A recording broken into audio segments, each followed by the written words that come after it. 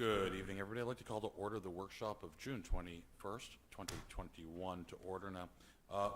First off, we have Rosemary Mosier and John Blaze and probably Eric Cousins as well, remotely, talking about the status of our current marijuana ordinances and business update in general.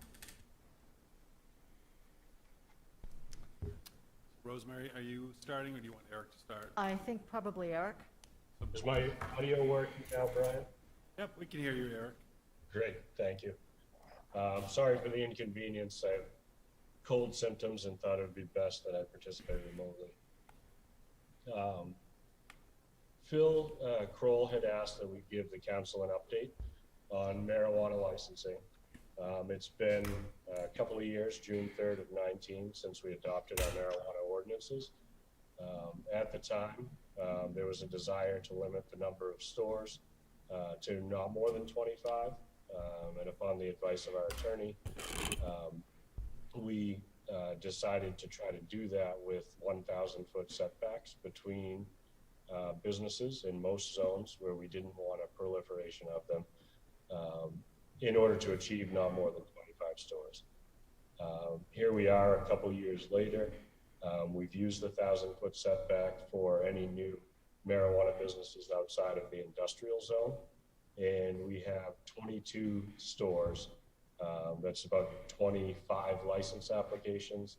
But some of those have been for converting medical stores into adult use stores. So a total of 22 individual locations for retail stores, either adult use or medical. You know, from my perspective, I think we nailed it to a degree, because there's not much room for additional stores along the commercial corridors in Auburn. I think there was some talk about a potential moratorium. If there is a desire to further restrict stores, I think we could do that more easily with an increased setback. So overall, at this point, we have over 100 marijuana businesses. 22 of them are retail stores of some kind. And Rosemary, I think, has a dashboard she wants to share with you that shows you a little bit more about the locations, as well as what some different setbacks would look like. Okay. So yes, I did put together a dashboard just to give us an idea of what we have for stores. As Eric said, 117 licenses. This includes pending, approved, and issued. So they come in various, it's a moving target as we're working through it. So I included all of those statuses. And as Eric mentioned, there are some that are converting. And so those may be in here twice because they still have an adult medical issued and will be converting. But this gives us an idea where they are. And the green are the medical and the blue are adult use. The ones that have the big squares are the ones that are in the process of converting. If you look at the medical, we have 78 medical licenses. Also, I don't know if Eric, you want me to touch on the value, or you're going to touch on that later? I can mention it. Rosemary pulled together the value of the properties and the change in value. There's about a $10 million change in value on all the parcels that have cited marijuana businesses on them. And then there are also a number of buildings that are either currently under construction or in discussion. A few of them add about $2 million a piece of construction costs. So I do expect that we will still see an increase over this coming year in marijuana-related taxable value. That doesn't take into account at all their personal property, which they do pay taxes on their equipment, such as lighting and other things used for growing. Okay, so Eric had asked me to take a look at, this gives us a little bit of an idea of where the businesses are located. And as you know, we have the 1,000-foot setback between the various businesses. And so the gray areas represent areas where we are currently not allowing any new businesses to go in, either because of the setback. I combined the setback and the schools, so it's just all gray. I thought it made it a little easier to look at. I can show it individually if you want. And then I laid here on top of this, not including industrial, but just looking at the general business zones and the form-based code zones where we allow this. And you can see peeking out from under it where the areas where there's potential for something new to go in. There would have to be a specific building there or whatever, but those are the areas where there could be potentially some new businesses in those zones.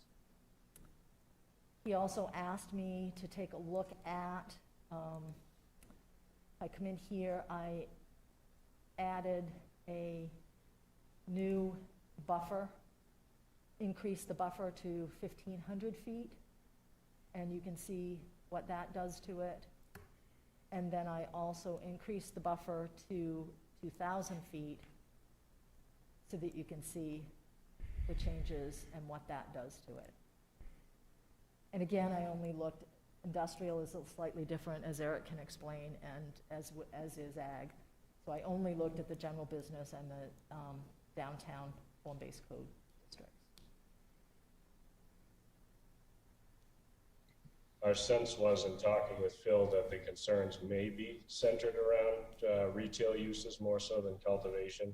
And I think the important distinction that Rosemary mentioned in the industrial zone is you can only have retail if it's accessory to a larger cultivation facility. So they really sort of blend in and don't stand out the way other retail uses do or standalone parcels. So this is a good summary, a good spot to stop, and a couple things with the council. One, I think you can see where using the technology that Rosemary provides for us, when we were in this beginning process of developing the marijuana ordinance, and the council at the time had said, it seems like 25 was around that number that we wanted to hit. You can see where we hit it. 22 is where we're at. There's only a few other spaces, as Rosemary or Eric had said. You know, that means that building would have to become available. Somebody would have to sell it for that. So it's really would be limited on where an additional marijuana retail store could take place within the community. Our recommendation would be that if you're at a point where you're like, I think we did a good job, we're where we need to be, then we would recommend that you would just expand the buffer to 2,000. If you expand the buffer to 2,000, then we're all set. A moratorium just puts us in a holding pattern. Somebody then, a business owner might be thinking, okay, that might be lifted and I can go ahead and move forward. I would rather just as a council, if you just want to be clear and say, I think we have enough retail business, we don't need to see any more. I think that's, from the public, that's what I hear, just so that we, you know, things that I get back, I'm sure many of you are hearing the same thing. Then go ahead and move forward with a 2,000-foot buffer. And we can bring that back before you and within an ordinance change. And the other piece is you saw in your document, and Eric, are you and Barry going to be covering this next piece? Yeah, we had listed a number of potential ordinance changes that the council, if you're interested, we could bring this back to you for a more detailed discussion at some point. So that was your chance to at least start taking a look at some of those ordinance changes. Again, this is having gone into this where actually Auburn was one of the first ones that actually put together a full ordinance to start regulating marijuana businesses. And so through that process, we've learned a few things. And some of the recommendations are recommended because it would be better for the business as well.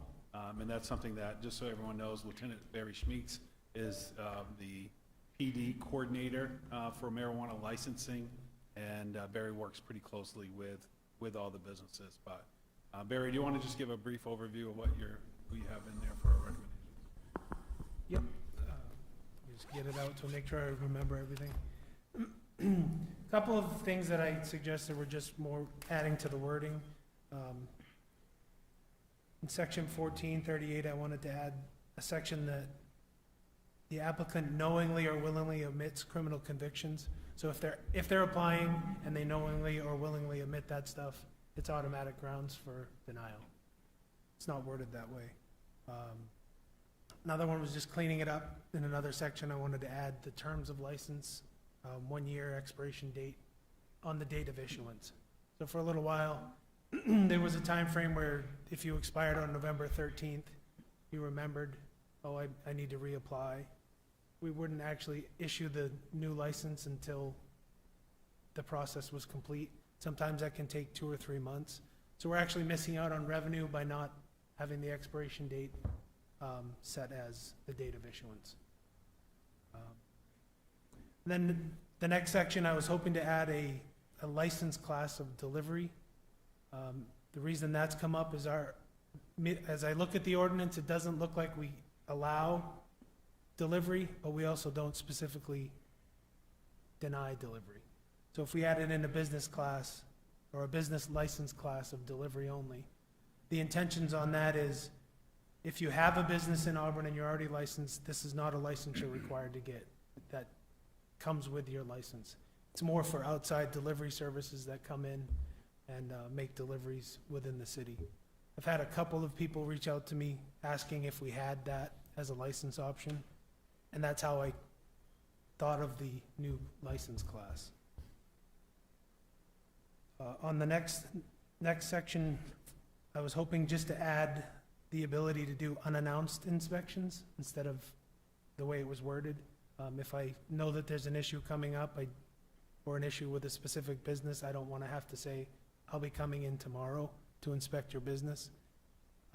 It's not something I intend on doing all the time, but if it's not in there, it doesn't give me the ability to do unannounced inspections.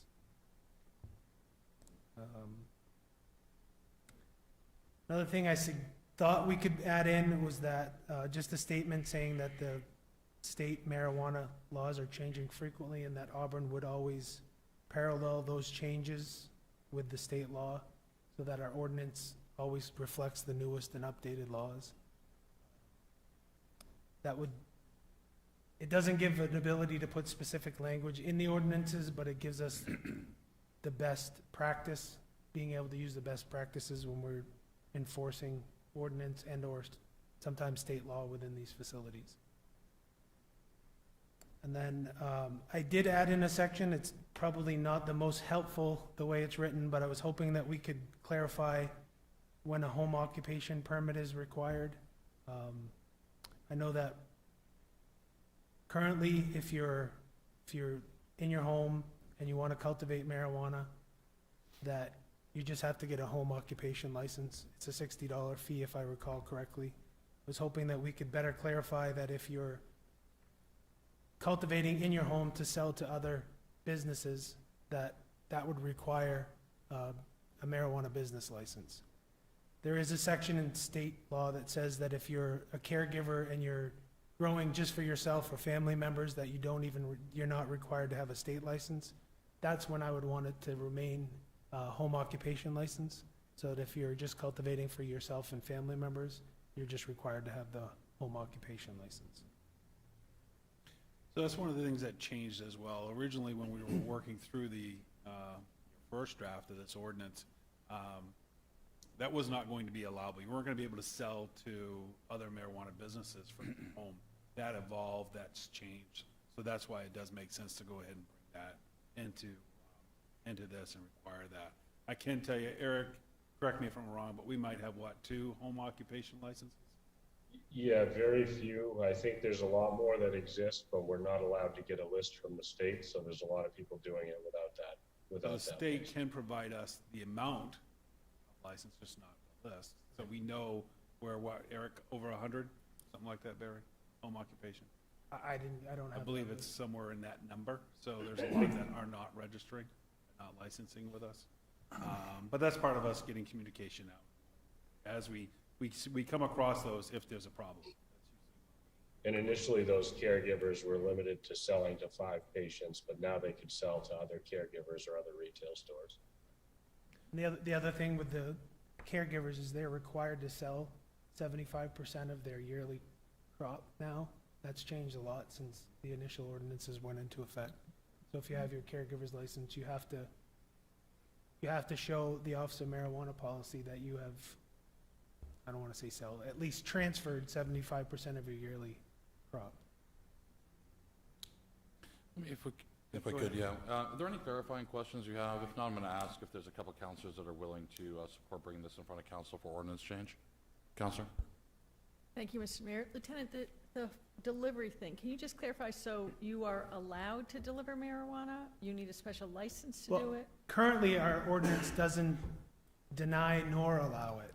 It's not really addressed. So the change that I'm proposing is that we create a license class for marijuana delivery. It's a nominal fee compared to the rest, but that way we would know if people were compliant, who is delivering in the city, and that they are, that their business meets the requirements for that new addition. Is there liquor delivery in this community? I'm really not sure. I think I saw someone order a case of beer with a taxi once, but I don't think that's it. Not along the same lines. I just want to make sure that they're aligned and we're not either privileging or not privileging one over the other for particular reasons. I think that's popping up in a couple of things. For example, follow-up question on that, unannounced inspections. Are there any other business class that has an unannounced inspection by law enforcement? Not that I'm aware of. And this would be different. So I think to your point, Counselor, we do have to look at how we fairly and, treat everyone. Absolutely. Well, the language wouldn't just be specific to the law enforcement. A lot of times it's, Code so enforcement as we well. would have code enforcement or the new position, which is our business license specialist, that she would work very closely with these businesses. Let me ask you, are there two counselors here right now that would be willing to actually request this be on our next city council meeting for order change with staff recommendations? There's not two counselors here that want to change this? I've got one. Do I have a second one? Two? Okay, so if you two counselors can fill out the sheet asking for a change of ordinance of marijuana policy. We're all set on this, Mayor, I think as long as it's. You want to do it? Then I want to make sure there's at least two. That's all we need is Yeah. two to bring it up. Okay, then, let's bring it up and let's get her in the next, or as soon as possible, on the docket. It does still seem like there's a little muddiness between liquor and cannabis and what the rules are around delivery. You're saying it's just in terms of police enforcement. Well, and I think some of it is as it pertains to what's the state allowing, what they're not allowing. Go back to when our original discussions was that we were gonna prohibit it completely.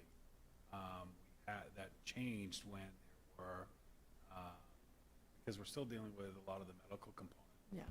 So, the request was that the medical could still provide a delivery. So Barry's right, it wasn't clear in there for a reason. It was to allow the rulemaking to come out and see what was going to take place with that. But we'll explore it more. As we go through and it looks like there's not going to be, it's not a strong movement on that, then we'll have that go back out. And I think the 2,000-foot is the right move to make, and I appreciate the work that everybody's done around this to be ahead of the game in this community and to be doing it right. So thank And you. I think Rosemary's visual, that 2,000 really shows you exactly. There was one more that I didn't explain. I just want to make sure. So the last thing on the list that you were provided is to propose that if you have an outdoor grow, that a certain type of fencing and height is required in the ordinance. That's, for me, it's more a security issue. So if you're only putting in a 3-foot snow fence, it's not going to keep anybody out. The wording that's in, I believe Eric gave the attachment, I got specifically from a large town in Colorado. I didn't make up the wording. I did leave off, in that town, they want top coverage, and for some of these places, top coverage would be so expensive that it wouldn't be worth it. So I'm just asking that 4 sides are covered by appropriate fencing. Yeah, well, Councilor McLeod. I just had one quick question. So if I wanted to cultivate for myself, my household, my family, not selling it, we're saying that we would want them to have to get a business. Nope, just a home occupation license. If it's just for you and your family and you're not selling it to other businesses, that's what I'm proposing is a home occupation license. Does any other town or municipality require that? I think that actually, that? I think, Barry, just to clarify, if it's just for their own personal grow, you mean family member outside of the home? Yes, I'm sorry, that was for us. Okay. If it's just you and your family in the Yeah, household, yeah. there would be no, Okay. that would Gotcha. be restricting more than we're allowed to do. Just wanted to check. Thank you. You and the kids are good.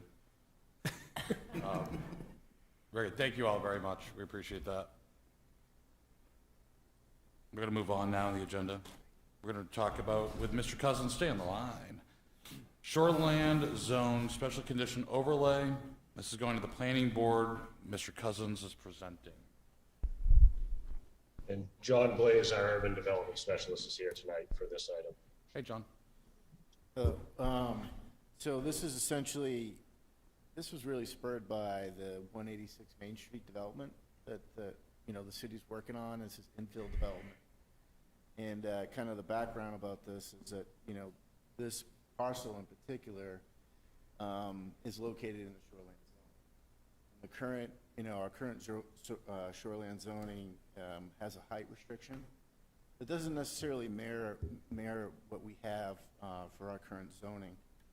So we kind of had to figure out a way to, you know, get around the height restriction in terms of 35 feet to expand that lot to, you know, get a higher restriction. So, so what we did was we looked at Main Street, we looked at Court Street, Great Fall Plaza, essentially 10 properties, and we took all the heights, average heights of each of those buildings, and we sent that information over to Colin Clark, the shoreland zoning coordinator for the state. And he said, you know what, this really fits condition overlay for the shoreland zoning. So we were able to get that approved to 50 feet in theory, you know, assuming that the council approves it and the planning board approves it. So that's what we're doing right now. We're basically looking for an exception. We're identified as a special location condition overlay to the shoreline zone. And this really is an area, again, from Main Street down to Great Fall Plaza, but it really captures that 186 Main Street and to make it a better lot to develop. And that's what we're considering. And specifically to that is, and the principal and accessory structures shall be limited to 50 feet. So we're going from 35 feet to 50 feet. So that's essentially what we're proposing to the planning board. John, quick question, clarifying. Wasn't this addressed already in form-based code when we approved it some months ago? Which, because we've had this issue with 186 Main and the expansion of FBC coming back with a positive response from planning board, we passed that. That eliminates this situation. Well, for that lot, correct? There wasn't a formal process that was approved by the state, so therefore we've got to get the specific language approved, and the state will give us a letter. Because if we don't, if we develop it, even though the current zoning is up to 45 feet, this actually gives us more expandability in terms of that specific location. So it's 45 feet with FBC, this Correct. brings us to 50. Correct. Okay. What I want to say is that we would still be in non-compliance specifically with the state shoreline zoning ordinance. Because we did not act upon this. Correct. So we got a little ahead of ourselves in a good way, In a good way. and then we're fixing it. I think Okay. we're going to fix it. We got a good solution. Good solution. Very good. Thank you, John, for that. And your map and your presentation, I think, that we all have in our packets illustrate the affected area. You can continue, I'm sorry. That's basically it. I haven't been through the formal process, but I can read these. We're asking the council to consider sending this issue to the planning board to consider, allow a special local condition overlay to the shoreline zone, specifically along Main Street, Court Street, Great Fall Plaza, to a building height of 50 feet. Again, if this proposal makes sense to the council and to the planning board, should we allow the same approach in other areas along the Androscoggin, the Little Androscoggin River? So we're really restricted by this in many locations for infill development through our community. So I think that this is, again, a good, we can approach it with the same approach, kind of vet this stuff through the state and expand the constructability of our parcels within the shoreline zone. And then lastly, should we retain the 35 feet height restriction as is? We keep it the way it is. But there's already quite a few buildings in this zone that are over that. Yeah, so in the analysis that I did, we have heights ranging from 98 to, down to 35 feet. So the average height, again, is 53.4 feet. Okay. Anybody have any questions for John? Councilor Zong? I think this makes sense, but if I recall, when we discussed this previously, there was a concern of a resident there and their view. That was over 3 years ago, it failed, this is a new council. And that resident never voiced any concern, that resident doesn't live there anymore. Okay, but I think it's something that we need to make sure that residents in the area know that this is something that's coming up for consideration. Okay, any other comments? Councilor Walker? Yeah, I'm worried about if we pass this at 50 feet, does that mean that we can't build another 90-foot tall building? That's, So the current zoning right now is traditional 4.2, and we're restricted to 48, to 46 feet in that area. Exactly, I don't know, I'd have to look it up, but between 46 and 48 feet. So this has given us a little bit more flexibility in that particular location. but again, the question is, can we build that hotel motel again if we wanted to over there under the new guidelines you're talking about? Right, I guess we could restrict it specific to a location. But again, we use that height of that existing building that you're referring to as kind of a leverage to get a maximum height for that specific location at 186.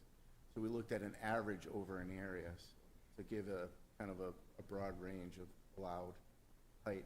I think that rebuilding in a specific area, we would have to revisit that location at a specific height, shoreline zoning with the state again. So I think that would be on a case-by-case basis. Good, Councilor Karen? Oh, I'm sorry, it answered my question. I wanted to know where the 90, whatever inch, foot-high building was. So, That's 20 Great Falls, parcel ID 241-010. so in Thank you. summary, just so I can understand and make sure the council understands, by passing this tonight, we become in compliance with what we already passed as a council this session with state overlay shoreland exclusion zoning. Might have gotten that backwards. And it moves it to 50 feet versus a currently approved by Auburn City Council 45. Very good. Any questions on that? We go from Counselor? 35, just, excuse me, Mayor, we go from 35 to 50. But we did pass the ordinance stating at 45. Right, but that ordinance not in wasn't compliance. wasn't approved by the state shoreline. Right, but it was approved by this body, even though it's not in effect due to state regulations. But again, just for this body, we approved it. We wanted that, even though it didn't happen because we're contrary to state regulations, which is a different question on why that happened, actually. We'll get to that. But this gets us in compliance. Okay. And a little bit more, right? Because right now, we're currently at 35. Make sense?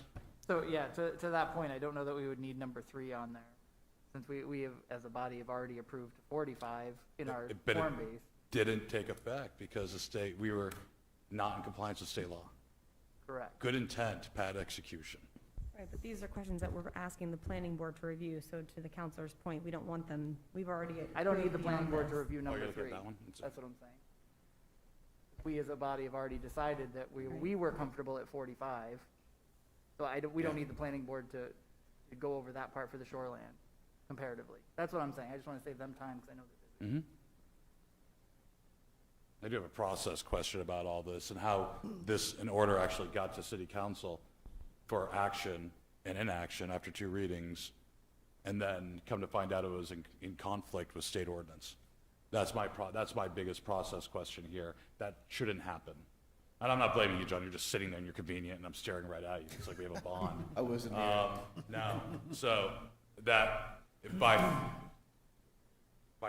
having a little bit more thought, I think, or due diligence on this, we would save us and the planning board a lot of time going forward. And this is, I think, the second or third situation where that's going to pop up tonight.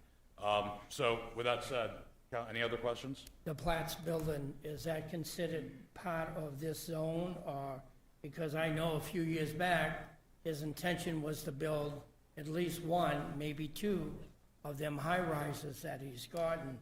I don't want to put people that are out there that had plans years ago, even though they've been slow at maybe acting on them, in a spot where they won't get the okay to be able to build that same high-rise that he's got. So can we get a special when it comes time to build that? Or is this gonna say absolutely not to a person that wants to build a high-rise? Because he must have got approval by someone to build that high-rise he's got over there. I mean, our current ordinance allows for, I believe, 150 feet buildings in that Great Falls area. Tim, Yeah, we just that- reviewed this. It was 100. That's also further from the river where the shoreline overlay does not apply.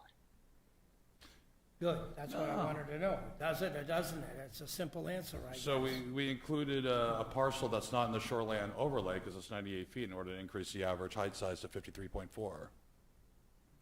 So that building height, I believe, is the Hilton Garden Inn, not 2 Great Falls Plaza. 20 Great Falls? Or it's 2, No. okay, so it's not 2, okay, gotcha. So that's not included, that's good. Or the Esplanade. Those 2 buildings were included in the average, but 2 Great Falls Plaza. It's The 2 Great Platts Falls. building was not. Okay. So yeah, so these aren't, so then it's a moot point, they're good to go. That's good enough. Any other questions? No? Okay. Thank you very much. No action needed from this body at this point. And I think you're gonna stay right there, John, because we have next is a zone change petition for 41 Stevens Mills Road with Eric and John Blaze presenting. Thank you, Mr. Mayor. We've received a petition from at least 25 registered voters to rezone the property at 41 Stevens Mills Road. If you remember, a couple of years ago, there was a dilapidated single-family home there. The home was purchased by a local realtor and demolished with plans to develop the lot as an office building. He's now changed, his office needs have changed, I think partly with COVID, and he's offered this parcel for sale. It is on the corner of Court Street and Stevens Mills Road. There was a small salon operated out of that single-family home for years. This petition initiates the process for the planning board to consider a zone change. That's the third way that one can be started. The council can start it, the planning board can start it, or a petition can start it. And we basically wanted to give you a heads up that this will be going to planning board at the July meeting. And since you only have one meeting in July, we didn't want that to hold up the process, so we wanted to get any initial thoughts from you ahead of that, so that we're not workshopping it at the last meeting in July, that we can actually bring it to the council for action at that time. It is the last parcel at that intersection that is residential. All 3 other corners of that intersection are already commercial. There's the tire warehouse across the street on one side. It's right next to Sam's, and the back entrance to Dairy Queen. There's a substantial office building on another corner and a bank on the other corner. Staff believes it makes a lot of sense, but we wanted to get any initial thoughts from the council. What would likely be developed there is a company called Prime Fitness, Prime 360 Fitness. BJ Grondin operates that business out of building on Center Street, as well as an office in Portland, and he'd really like to build his permanent home here in Auburn with a purpose-built facility to offer his fitness training at this corner. With that, be happy to entertain any questions. Council? No? Comp plan has addressed this. Councilor McLeod, we were all in agreement too, as we're looking at FL or future land use on this block, that it should be rezoned, correct? Correct. Okay, thank you. No other questions? No, we're good. Thank you. Thank you. We're going to go into next is low-density country residential and rural residential strip zoning with Mr. Cousins presenting as well. So this went to the planning board last month. The planning board had a few questions. I think it's page 42 in the planning board packet. The first question was, why was a fixed width utilized instead of following the boundaries of lots? That was an error on staff's part, trying to put this together quickly after the council meeting. We did not include the actual order in the planning board packet, but the council order does specify that we should look at changing it to 750 feet unless the parcel is shallower, and then it would follow the parcel line. So I think we've addressed that. I think the second question, how does this zoning amendment fit the stated vision in the comp plan? We've talked a lot about, during the comp plan process, the current process underway, and the Mercatus Institute reviews that have been done, being able to offer a walkability market house product as well as a privacy market or a rural living product. I think that I don't want to put words into the council's mouth, but my sense was that this request was a way to look at a possible way to offer more of that privacy rural living market in addition to the form-based code or village pattern that we've already adopted throughout much of the more urbanized area.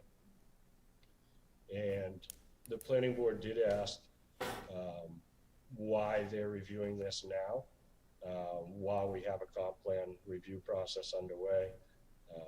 And we can answer that in any way the council wants to, but I think part of it is we don't want to stop progress on ordinance changes just because there's another process in place, unless there's a good reason.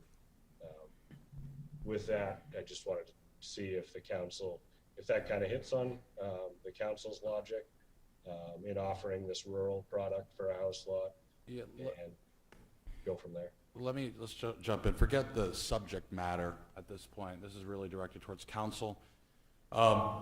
It doesn't really matter what planning board, if the planning board wants to find out why we gave them an order to do something. It is an order to do something passed with the majority consent. Their job was to look at this to see if it can be done, and if so, how does it get done, and in making sure it doesn't conflict with federal, state, or local laws and ordinances. I have a serious concern with political influence happening at a planning board level. I have a serious concern with really policy making happening on an appointed body in general, regardless of any decision and what it is. That has to be extremely carefully monitored. And I do believe at this time the planning board stepped out of lane. There was a question posed by the council in an order to ask them about the legality of doing something, and if so, how to do it. That wasn't followed. If we want to have a question and talk about the pros and cons of a topic here, so planning board can weigh that and see which agreement or which kind of points they want to favor, well, we go down a very slippery road, and I'd have to ask myself why we need a planning board, so other than state law. So I'll say that because this one, you know, I have to make sure, I look at it as one of my jobs is to present information and protect the integrity of the charter and how we govern as a city. So I want to bring that to you all. I don't think there's any action that the council can actually legally or can take on this point, on this topic. Phil, I'll turn it over to you. Yeah, so I went back and listened to the planning board meeting to see the content for what brought up these questions. And I do believe that if, one thing is that we had Megan running the planning board meeting, right? Megan was not part of the council meeting, and so there was some misinformation that was provided. And based on the discussion that the planning board had, I believe that if clarification was there, you would have received this back to you today with approval based on their comments, where things were going within that group. So I think this was more of a miscommunication by staff. And as Eric alluded to, without excuses, we are moving a lot of things forward. And it's just a matter of us ensuring that we have that communication. One of the things that we are setting up that I think will be helpful, staff was talking about, there's orders, there's directives that the council provides, and we'll be putting together a drive that's going to have each one of those laid on it. And so that if we're in a situation like that again, whoever's running that meeting can easily go to the drive, pull up the order, quickly see it, reference it, and be able to provide that to that committee. Especially as you go and you start kind of pushing things back to committees. And you've started doing more and more of that, clearly being more clear in your directive going back to planning board as a request from them to get better clarification. So I think we're moving in the right direction on that. I believe that if we had that clear information, this would have been moved forward with the planning board without any hesitation. Because it was just really that, what are we going to be creating if we're going 750 feet into a back lot of somebody else's property line? And clearly, the way that you worded your order demonstrates that it would have been less. So as Eric said, I think the way that he worded it, I think that'll clarify the comments for the planning board, unless there's something someone else wants to add. Counselor Zani? Thank you. I just want to be clear, so where the misunderstanding or something happened within the planning board meeting, and I didn't watch it, there was more discussion about should this happen or not happen, sort of as opposed to saying, here are what the rules are around this, so we just need to move it forward. So make sure I have this right. So, or I understand your question. The misinformation was regarding the second half of your order, going back to the planning board, was not included. It just said 750 feet. There was a or piece of that statement that didn't get carried forward. So that's what started the misinformation. Group, but I think that if they had that and it was clear, based off from what I was hearing from each of the planning board members that had asked, was why isn't it this? Why wouldn't we consider that? So that wasn't included. And I think Evan Sear had recommended to bring that back before the council. Come back just for that clarification. So they'll get the additional information and reconsider it again and bring it back to us for a vote. That's correct. Okay. And just one other question, maybe the comp plan folks. Is this, it just seems that we get a little bit ahead of this and we're not waiting for the comp plan. And I heard what Eric said, and I appreciated that why we can't hold everything up because of the comp plan process moving forward. Do the folks on the comp plan, what's your sense about that? So I can speak a little bit to that. My sense is that the comp plan isn't real yet, because we haven't voted it, we haven't put it through. So it could completely go to nothing.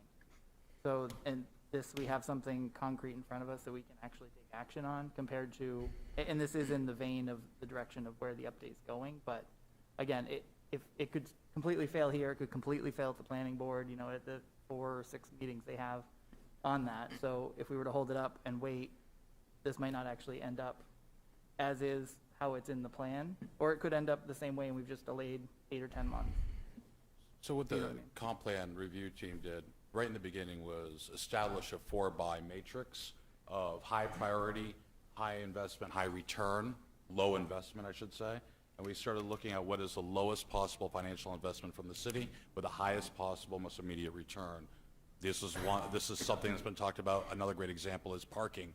Parking has been talked about a lot in the comp plan review, about eliminating parking requirements. That went to planning board per council directive. They have given us a recommendation. And it's on our schedule for tonight. So those are and there's been other things too, i.e. secondary dwelling units, that have been great ideas that can make a really quick impact to our city. So, and we always said from the beginning that we would, at planning board, the chair is part of those initial meetings and the discussion, as well as 2 other regular members, so they know this is all coming, if you would piecemeal, but on a high priority matrix level. Yes. Thank you, Mr. Mayor. When it came forward to change the depth from 450 to 750, I was in agreement. We have a constituent that wants to build a little further out than what it is now. I guess, what was it? He was given permission to build, thinking that he did right, and found out after he did, he was wrong. So now we're trying to right his wrong so he can live in his place or build another one close to where he just left off. And I thought it was just an easy fix. Let's just change the depth from the road to wherever he wants to build. Council, we're not debating the merits of the. Well, no, We're not talking. I understand that. I'm trying to get to the point, to the question I have. If our discussion was just this question of moving feet, then how does this low density country, rural, residential, rural strip stuff come in play of this? Because this seems like it's going even further out than what we discussed. And also, what about the Ag Committee? Have they discussed any of this stuff before it got tossed with or along with the planning board. Somehow there's a disconnect, and I think they should have been involved somewhere in amongst the mix. Anything doing with low-density country residential, rural residential, anything dealing next to ag, they should have a crack at it, or at least a blush for their ideas. That's always an option within the order in which you write as a council to send something to any committee for review, as we've done in the past, not just the planning board, but your recreation, for example, conservation, and so forth. So there's nothing stopping that. Is there any other questions about the process on this? So, Oh, sorry, go ahead. sorry for interrupting, but, so in other words, the chair of the ag committee that's a counselor, she could say, hey, wait a minute, amend something to have it forwarded to her? Her committee, rather. Any counselor can add an order to the agenda, okay, in the agenda, or you can vote to suspend the rules. And you can make a motion to amend. It's Robert's rules. So, I mean, that's pretty clear, and I'm not gonna spend everybody's time explaining Robert's rules to everybody. You've been doing it longer than I have. Oh, yeah. Tenfold. So, I mean, there's rules in there, and you can follow, and the council can do anything they want within reason, as long as they follow Robert's rules, and it makes sense. Just gotta get a majority to agree. Is there any other process question? None? Yeah. Thank you. We're gonna move on to the last workshop of the night. We have Zach Mayer presenting tonight on the Community Development Block Grant and Home Fund presentation. John, I think you are free. Thank you very much. All right.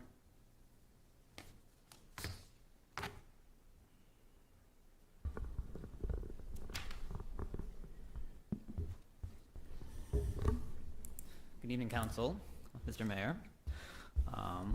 I know at the end of your workshop, I'll defer to your pace and how in detail you want me to go into this. We presented a little bit about a month ago our action plan moving forward into Project Year 21 for the CDBG in a Home program. I hope you had an opportunity to review it. We have put it out tonight. Later tonight, you'll be holding your third public hearing for it. We have not received written input ahead of time, regardless of our solicitation and how much we've been trying to put it out through our community engagement committee or through our social media posts through the city website, and then again through even our loan committee members. We've not received much. It is not uncommon. So I'm glad we at least have this opportunity to work with us and hopefully get some feedback and some conversation about the plan we're putting forward. Briefly, the plan's been built and based on last year's approved consolidated action plan. We've been working since then, and since we've come on board, the director and myself, we've been going through some staffing changes. We've had a couple of audits, a program audit from HUD, our annual audit review. It's been an awesome opportunity for us to re-review what we've been doing as a department, how the program's been running, and getting a lot of direct communication with our funders. And with the auditors and finance as well, to make sure that we're kind of revisiting everything in our processes so that we can clean them up moving forward and really make them more efficient, more modern. So we're excited to take that opportunity. I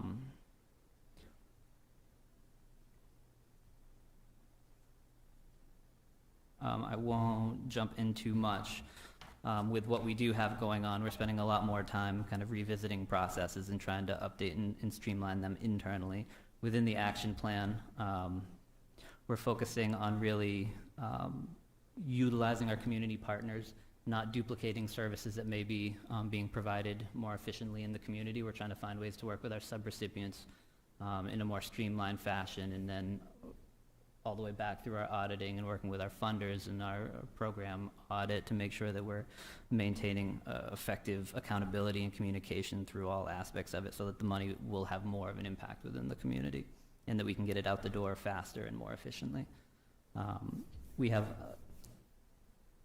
streamlined our program guidelines, really trying to make them, again, more clear so that we can communicate them more effectively with potential applicants and our subrecipients, and what is expected when we sit down with them and agree to fund a program through the CDBG program.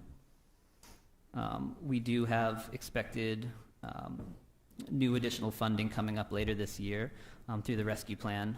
We have additional potentially $600,000 in new home funds it won't be released and the guidelines won't be out until later in the year, so we do expect to come back later within this fiscal year to re-revise the plan again, which again is another opportunity for us to take the time that we've been working with our program auditors to reassess the way that we're doing it, and then come back to you with any revisions when that new funding does become available. Are there any initial questions or comments on the plan or any of the proposed changes within the action plan? We've all had it for about a month now, I believe, and I know I reviewed it, it looked good. Obviously, there's an ever-changing amount of dollars being distributed to where and when. I will state and kind of repeat what the council said in the last 3 years as I've been mayor. You know, you've got plenty of money, but you can't seem to get it into the right hands. And there's always, at the end of the year, a lot of monies left over in a variety of different categories. And I would encourage you to get the money in the right hands so it can do the most good in the quickest amount of time. I've got a question. It's not so much about this report, but the extra funds that you're talking about. Does it go strictly to home funds? Or can it be diverted a little bit to food security? The new funds coming in would be strictly home funds. Do we have any extra funds in your budget to add towards food security? We have an opportunity within some of the CDBG funds, some of the unspent funds or the recaptured funds coming forward.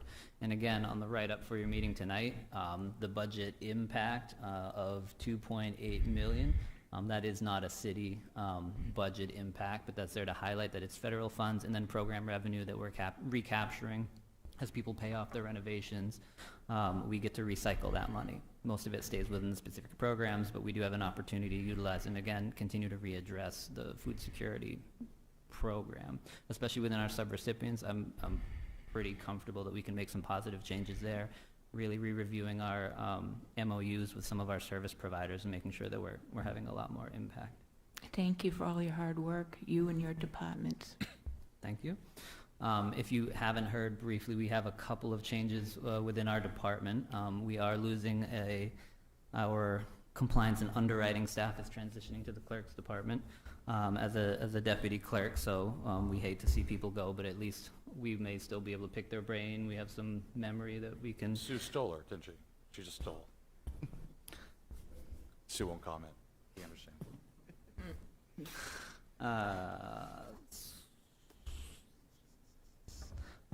The biggest changes within the action plan too is to the citizen participation plan. What we're really looking to do is trying to re-engage that committee in that approach to community engagement. Again, I don't think we've received nearly as much community input as I would have liked to have seen. Unfortunately, it's not uncommon.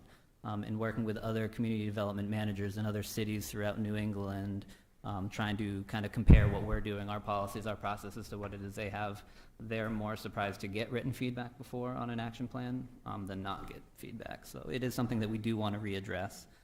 We're looking to expand that committee to include at least a real estate or financial professional seat, as well as reassess and really start recruiting people that fit the makeup as spelled out in the citizen participation plan to make sure that we get it staffed and then use that committee to really do the outreach and help us figure out what it is that the community is really looking for within these programs, within these funds. Again, in retasking them with the Neighborhood Challenge Grant decision process and developing and their review of our performance metrics based on our consolidated plan. How are we meeting those? We will start the plan for the first year of the consolidated plan at the end of this month. So we'll start really calculating those numbers to see how we delivered on the first year of the 5-year plan. I don't know yet. I think we may be short because again, I think we've not really been meeting the marks within some of the changes. I think we can move faster but more efficiently and actually have a little bit more impact. We're also re-engaging with our community partners, with Auburn Housing, to try and get some more projects moving that will help us be more efficient and get some more impactful projects out. Still, I think our goal and what I'm getting, unless there's a change in direction for us, that most of our home funds would be home rehab loans, really helping the existing housing stock get up to a livable standard. And that's the way that I'm prioritizing the funds when we put it out. What's the total on those funds for rehab again, I'm sorry? For the Out of what? Sorry? Total of the rehab program? Yeah. Can I ask a question? Yes. In terms of community engagement, it's always been asking people to come in and come to a meeting here. Is there any part of a plan to go out to, say, for example, organizations that are meeting and come to them, their folks, and say, here's what we're doing, what do you think? There definitely is, and what we've been doing, especially a lot of their more business hour outreach, which is us working with community homelessness organizations. We sit on the garden programs and different people in our department, and we're, as a whole department, reorganizing and getting kind of a bigger picture of who serves on what seat, and then start reassigning where it makes more sense. But our director's been pushing to further utilize everybody else on the team as well, to make sure that we're all kind of pulling in our contacts to get out there in some of these committees on the work that we're already doing, and then making sure we're communicating internally that these opportunities are out there. Thank you. So within this year, you're looking for the home rehab budget. Correct. Within the CDBG side, it's a total of $1.051, and then home is 1.8 for the Auburn side of the home budget. Yeah. So combined home rehab in various degrees is about 2.85? 2.85, yeah. 2.85 total. Well, that, I mean, I know that total amount, right? But how much is earmarked specifically for rehabilitation? Do you have that itemized? Because there's so- money in there for nonprofits and so forth. I'm just talking about the home rehabilitation Yes, for so, LMI. so the way I tried to break it down this year, which was a little bit different, was based on the strategic plan and the way that it was presented within our consolidated plan. So the first strategy one, was provide safe and affordable housing, and that budget would be, from HUD guidelines, we break it out. It's 471,000 from CDBG for it, and then 1.7 for home funds for it. A little bit over 2 million of that is for direct housing, safe and affordable housing development. Almost 2.2. Infrastructure is a little bit less, and then we are capped at about 120,000 for our public service program that we're putting out. So that is a much smaller portion of the money. So you have about 2.17 that's specifically earmarked for housing development. rehabilitation, energy efficiency, and so forth. Yep. Okay, that's the number I was looking for. Okay, thank you. On the home side, for the on the home side, there's heavy restrictions associated with those. And I know that we tried to look at ways to broaden the lines that we have to, are you guys making progress with that? We are working to make sure that we definitely hit our funding requirements, but that we maintain the flexibility within it, that it applies to the needs of our residents. I mean, what we don't want to do is get into situations where we feel like we can't help them because of our caps or because of the condition of their homes. I mean, because of that, we rely a lot on our weatherization partnership programs or some of the lead programs within the state to help where our funds may either reach a limit or not. With home specifically, you're right. Within our guidelines now, it is only for single-family units, so we can't use home funds on multi-family properties.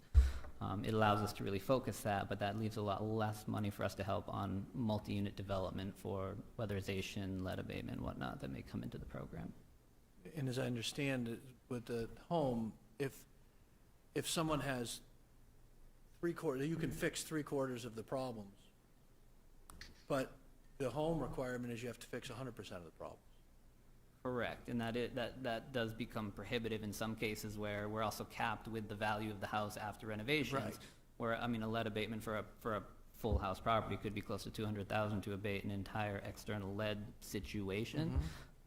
That would argumentatively be a programmatic walkaway because we don't have enough money allowable to address the needs of that home. What we don't want to do is leave residents with a home with $200,000 worth of lead abatement and not be able to help them. Oh. We're working on new avenues within the department for a potentially new lead grant that will help us increase that approach. But there's other things that aren't lead too that, Yeah. when we're working with a deteriorated stock, that it's, and with material prices where they are now, they're starting to come down again, but it's still making bidding a little bit more expensive than we were That anticipating. was one of the big issues in the home program was, it's in either, you had to spend it all. You had to do it all, you couldn't just fix. Do a little bit there and there. Right. And it's not just walking away to city standards either, there's a couple of others, but we're kind of revisiting to make sure that, Good. you know, it's not that we want to leave the houses in not as good of a condition, but we don't want to have to walk away and leave them With nothing. with nothing. Any other questions, clarifying? None? Mr. Mayor, thank you very much. Thank you all. At this time, what I'm going to do, this is the last workshop item we have, and what I'd like to do, bear with me 1 second, we have about 30 minutes. We have an executive session for an economic development matter pursuant to 1 MRSA Section 405-6C. I'd like to entertain a motion at this time and do it in the beginning of the meeting, now, versus at the end of the meeting. Do I have a motion? So moved. Second. A motion from Councilor Gary, a second from Councilor Walker. All those in favor? Opposed? None being? Not seeing an executive session. We will be back here, I assume, by 7 o'clock for our regular council meeting. We'll go in the council workshop for this as well. Thank you.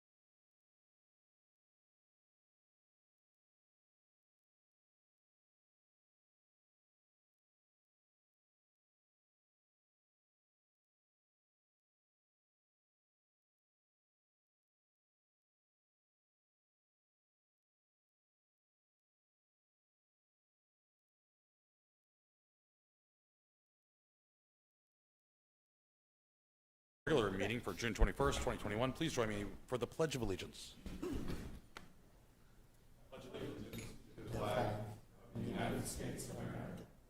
And to the republic which stands, one nation, under God, indivisible, with liberty and justice for all.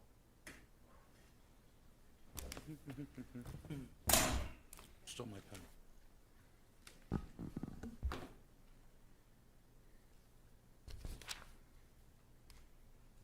Tonight we have 4 consent items on the agenda. I'll entertain a motion this time.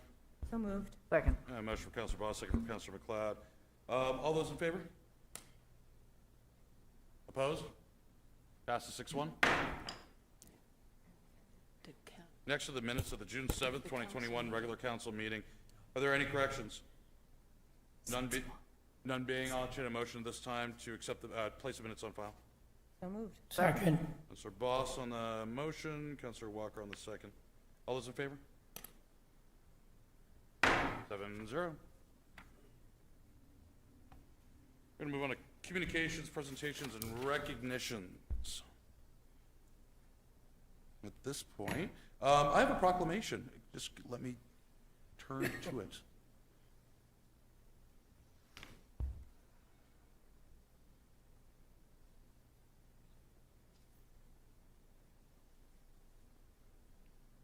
Do you have that, Phil? For some reason, it's not popping up on my laptop. Huh? It's up on the screen. Oh, you expect me to read that? You're just making my life more difficult, aren't you? So, proclamation, I'd like to read these out loud. For some reason, I'm having some IT difficulties. Whereas parks and recreation programs are an integral part of communities throughout the country, including Auburn, and whereas our parks and recreation are vitally important to establishing and maintaining the quality of life in our communities, ensuring the health of all citizens, and contributing to the economic and environmental well-being of a community and region. And whereas parks and recreation programs build healthy, active communities that aid in the prevention of chronic diseases, provide therapeutic recreation services for those who are mentally or physically disabled, and also improve the mental and emotional health of all citizens.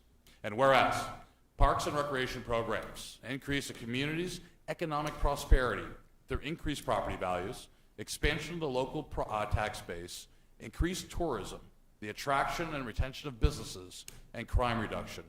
And whereas parks and recreation areas are fundamental to the environmental well-being of our community. And whereas parks and natural recreation areas improve water quality, protect groundwater, prevent flooding, improve the quality of the air we breathe, and provide vegetative buffers to developments and produce habitat for wildlife.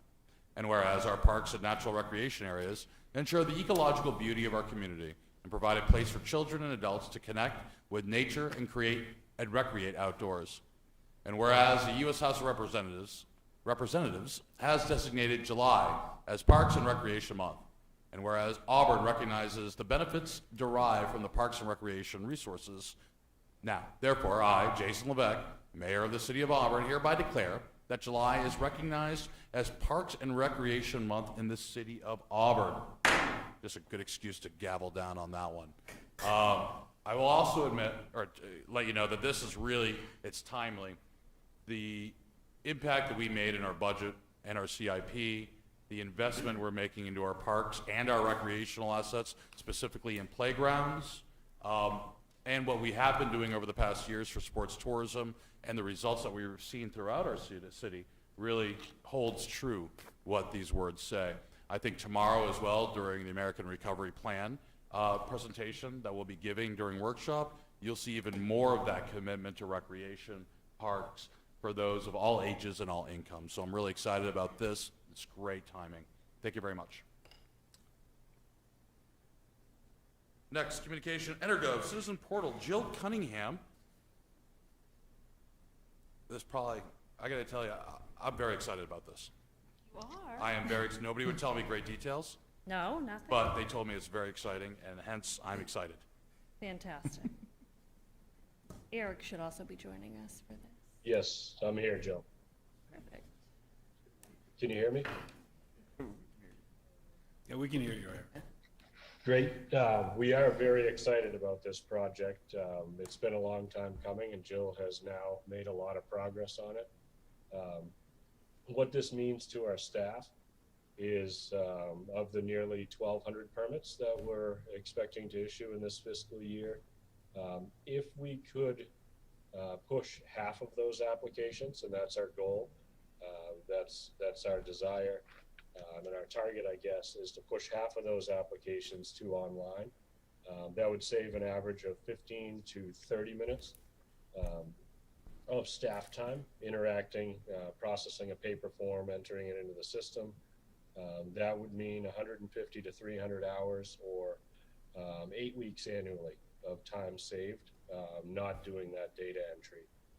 What it means for our customers, who are also pretty excited about it, the contractors that apply for a lot of permits, if you figure that they leave the job site during the day, travel 20 minutes each way, spend 20 minutes in the office, if we assume an hour per permit application, and I think that's conservative, never mind their fuel and the lost productivity while they're away from the job, that could save them up to 15 weeks per year collectively of time if we can just push half of our applications online. So it's very exciting. I think it's good for the city. It's good for our customers and allows them to apply for permits during whenever they feel like it, instead of during the workday when City Hall is open. And with that, Jill has some screenshots to show what this will look like and how user-friendly it can be. So we kind of took a phased approach to implement this, so it will go out just a few permitting types at one time. So we're going to start with electrical, and then we're going to move on to building, do some excavation. They're kind of in our phase 2. We're just starting to work with Public Works. We've been working with Eric's team since February to build out all of his permitting types. And then we'll ramp up with Sue's staff, go over business licensing, and then do some plan review next year when we have some more time. So this is what the welcome screen will look like for citizens. They'll have a few button options, be able to search public records, search all the permits that have been entered into the EnerGov system, which goes back, I believe, to 2006. They'll be able to apply for permits and pay invoices if they're a big company with a lot of payments that they make to the city. And then just a couple other links. So this is the public search feedback screen. You'll be able to search by address, permit type, sort them, find out what your neighbor's doing maybe. And this is what a citizen dashboard will look like. So they'll come here to apply for permits, see their status, see where Eric's team is at with the application process, pay for their invoices, and then in the future request their inspections through here and get the status updates of those.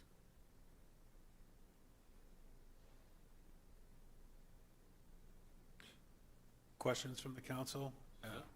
This is it? Well, okay, first of all, I'm really impressed. So, but I didn't know if there was any more. This is good. Very, very simplistic system, online. Yep. Don't have to come in. Nope. Eric, can you repeat how many employee hours this will save annually? So I think conservatively, if we have a 1,200 permit year, which is what this year looks like, if we could push 50% of those applications to online, assuming 15 to 30 minutes worth of interaction and data entry is avoided, we're talking about 150 to 300 hours saved the first year we can hit that target. And What are the lists of permits that you can apply for and receive on this dashboard? so it'll be building, plumbing, electrical, and sign permits eventually. And then on the engineering side, the public works side, it'll be excavation and fill permits. And then we'll move on to business licensing in all categories, I believe. Everything from dog registration to No, dog registration's a different system. different systems. Yes, that's in Munis. This is our EnerGov system. So electrical, if I wanted to change 5 outlets, I Yep. can do this online as a regular Absolutely. resident, non-developer. Yep. And Questions from the council? you can apply Saturday afternoon at home while City Hall is closed if you want to. I could print the permit up and put it in my window? Once it goes through the They- process. Yeah, it would still be reviewed, but you don't have to come to City Hall to make the application. Once they've issued it, you can print it at home. Any other questions? What's the list of municipalities that are using the system right now, statewide, that we know of? I personally know of South Portland. I don't know of any others. I'm not aware of any others either. So you'll see more of this come as you see the timeline. I appreciate Jill putting the timeline on, just so you know we have her working on multiple other projects at the same time that she's building out. Part of that is Munis. You mentioned Munis. We're working towards that Munis component as well. So you'll begin seeing more of these updates as we continue building the system. And it takes a lot in the building piece. There's still some things that Jill provided an overview with us last week. There's still some components on it that she'll be able to do some updating of, because when a lot of that data came in from the old system, it all came in probably with like just a standard date, and I think there was some other components on there. Jill can go through and kind of refresh that and change that up, so it'll be easier to search through and find projects at certain buildings and see what's been done. This is great. Thank you very much. And this is really exciting. I mean, Auburn being second city to actually roll something like this out, it's going to be a huge benefit to our residents, to people who do business here, to staff. You all should be very excited about this. So thank you very Can I much. add one Oh, more yes. thing, sorry. Jill or Eric, can you add what will take place on the employee end when they're out for inspections? What will that look like, the tablet component? So what we're implementing after this is Energov IG Inspect. It's an app on a tablet. What it allows us to do is document the conditions in the field. Those can be pushed back through this system, and then the person managing the project or the homeowner can view those inspections online. Right now, there's a lot of paper exchanged, or after the fact, sending an email to document what was uncovered in an inspection. This will really kind of standardize that process and also communicate better, I think, than we have been by having a standard process that easily transfers back to the person who's interested in the information. One thing that Eric reminded me of is the amount of permits that we have, because sometimes we only hear about those complaints that come through and those issues, but when you look at the vast amount of 1,200 permits that we handle, it's a very small amount that we do receive complaints on.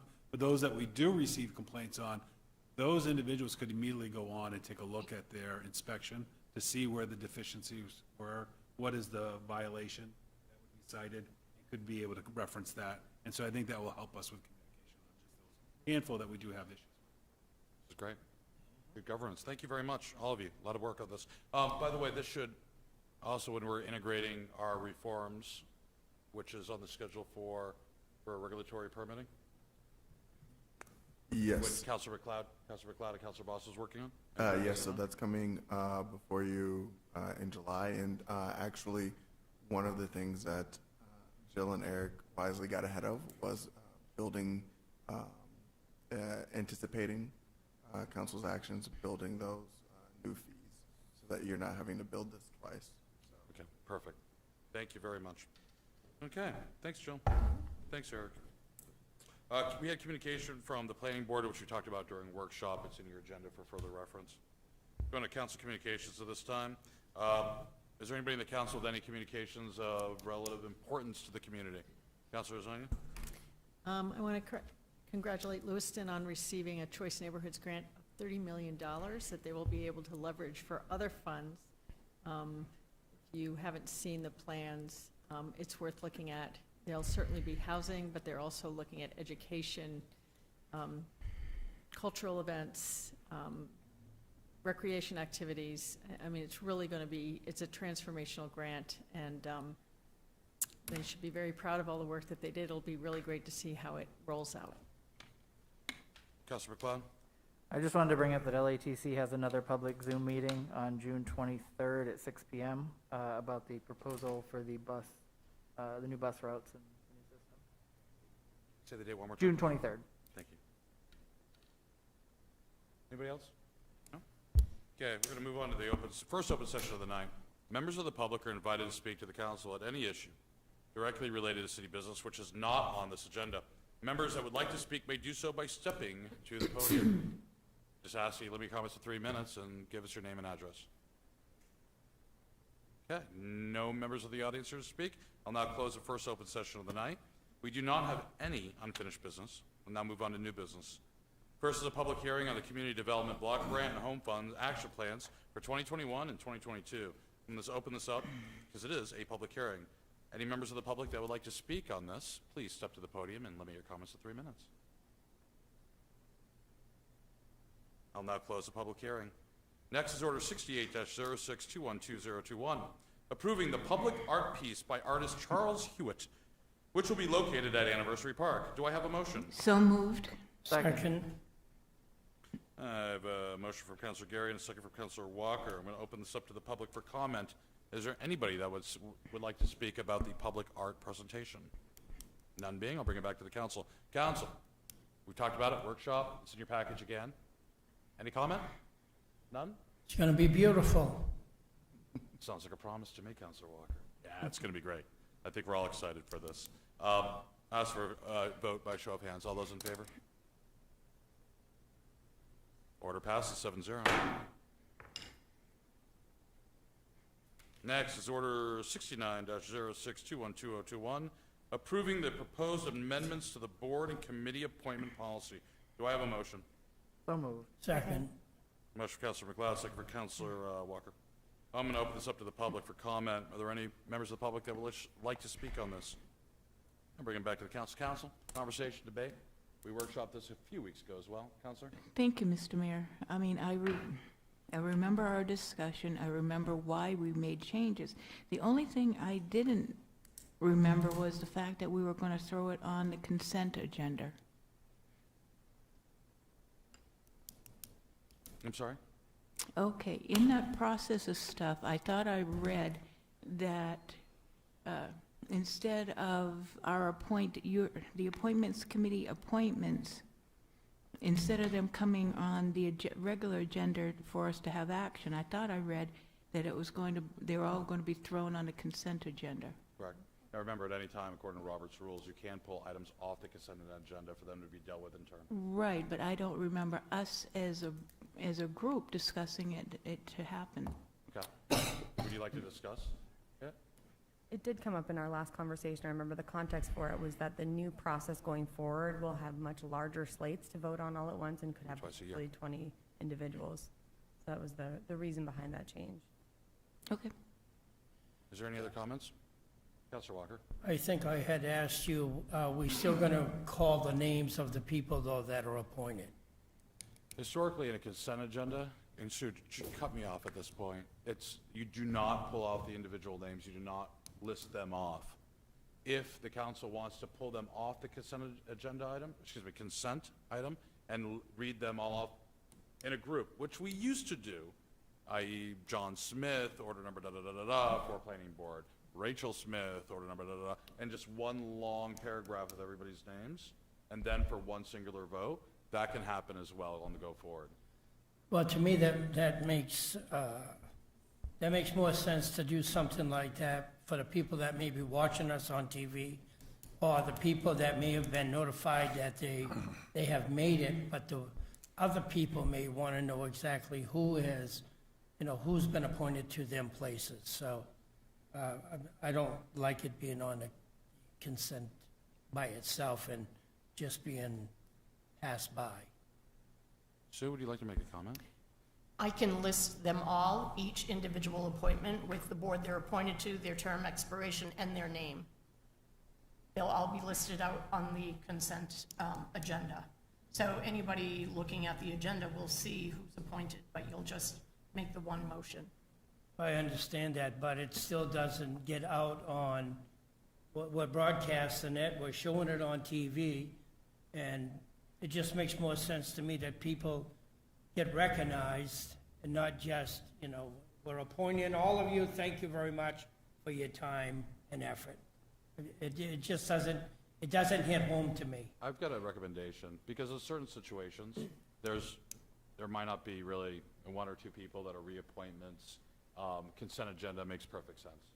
to keep it as a default location.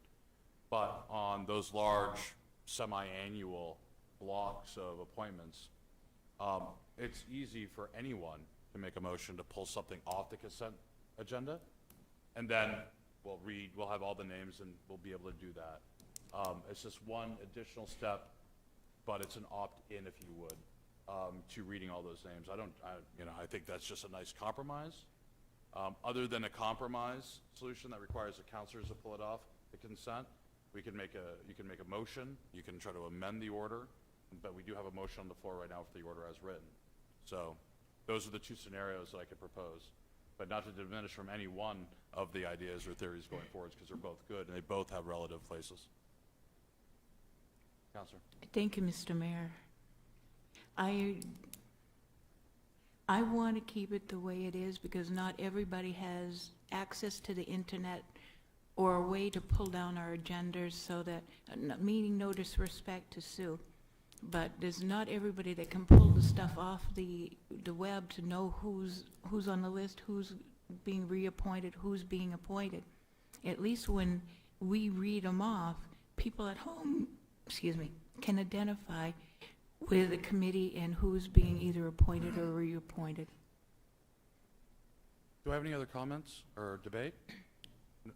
No more debate? Okay. At this time, I'm going to ask for a vote. All those in favor? Opposed? Order passes 5-2.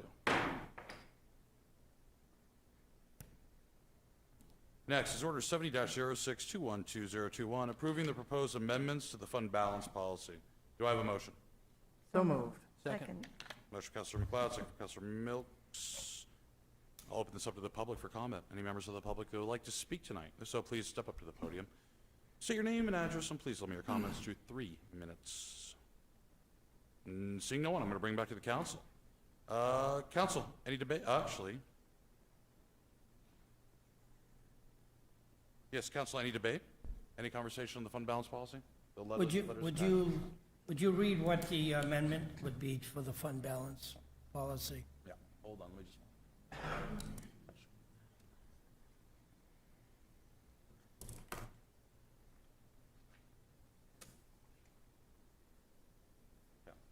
I can tell you. I have it here. The order itself is that the city council hereby adopts the attached fund balance policy. It's fairly long. Is there a specific, Jill, do you want to? There were only 2 changes. One was changing it from a balance of 12.5% of expenditures to a minimum of 10%, maximum of 14%, and of budget. Those are the only changes. Any other questions, comments, or debate? None being, I'm going to ask for a vote. All those in favor, please raise your hand. Passes 7-0. Uh-oh. Next, Order 71-06212021. Approving the River Race Special Event Application from the Lewiston Auburn Metropolitan Chamber of Commerce. And we have Ms. Shanna Cox here as well. You want me to get excited? Who else? No, it's just me, but do you want me here or there? Wherever you want. Okay, great. We're just coming back into chambers, everything's great. It's nice. Go wherever you'd like. Good to be here. I'm going to open this up. Do I have a motion? So moved. Second. Second. And a second from, give me a second. Milks. Okay, and then I have Ms. Cox here as well. So, could you just give us a quick explanation? Sure. Or was it you? All right. Yeah, go. Shanna Cox, 250 Sabata Street, Lewiston. Just going to check all my boxes. We have put in front of you today a special event application. This is, to be clear, using the Auburn assets as described in the application on Sunday, July 25th. This is part of a 2-day, wow, it's real sensitive, 2-day event that will take place on the riverfront in Lewiston and Auburn. We'll actually kick off a little bit of a teaser on Friday evening with a march by Tree Street Youth to Simard Payne.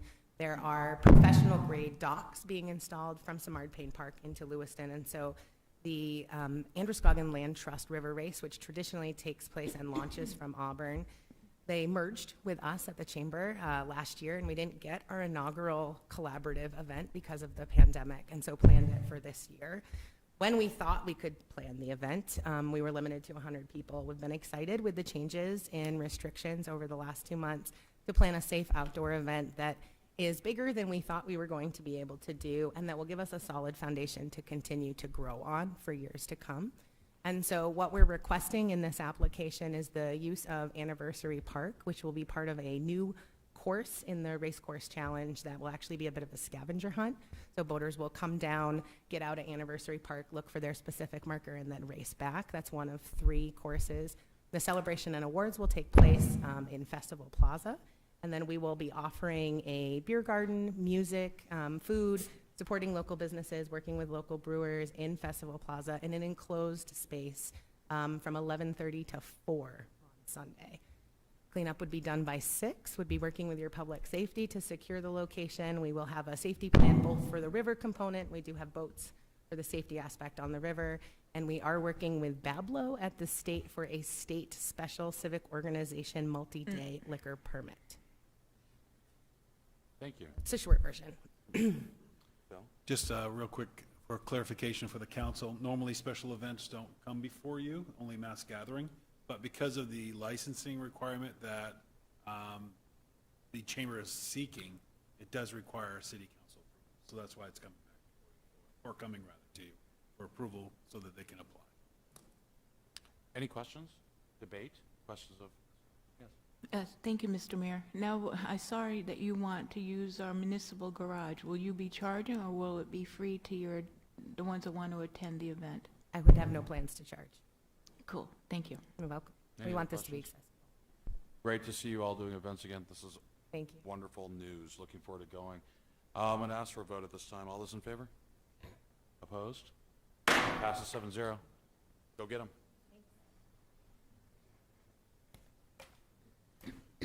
Next is Ordinance 25-06212021, amending Chapter 60, Article 4 of the Auburn Code of Ordinances to strike Division 8, Multifamily Urban Zoning District. First reading. Do I have a motion? So moved. Second. Motion from Counselor McLeod, second from Counselor Lasagna. I'll open this up to the public for comment. Are there any members of the public that would like to speak? If so, please step to the podium.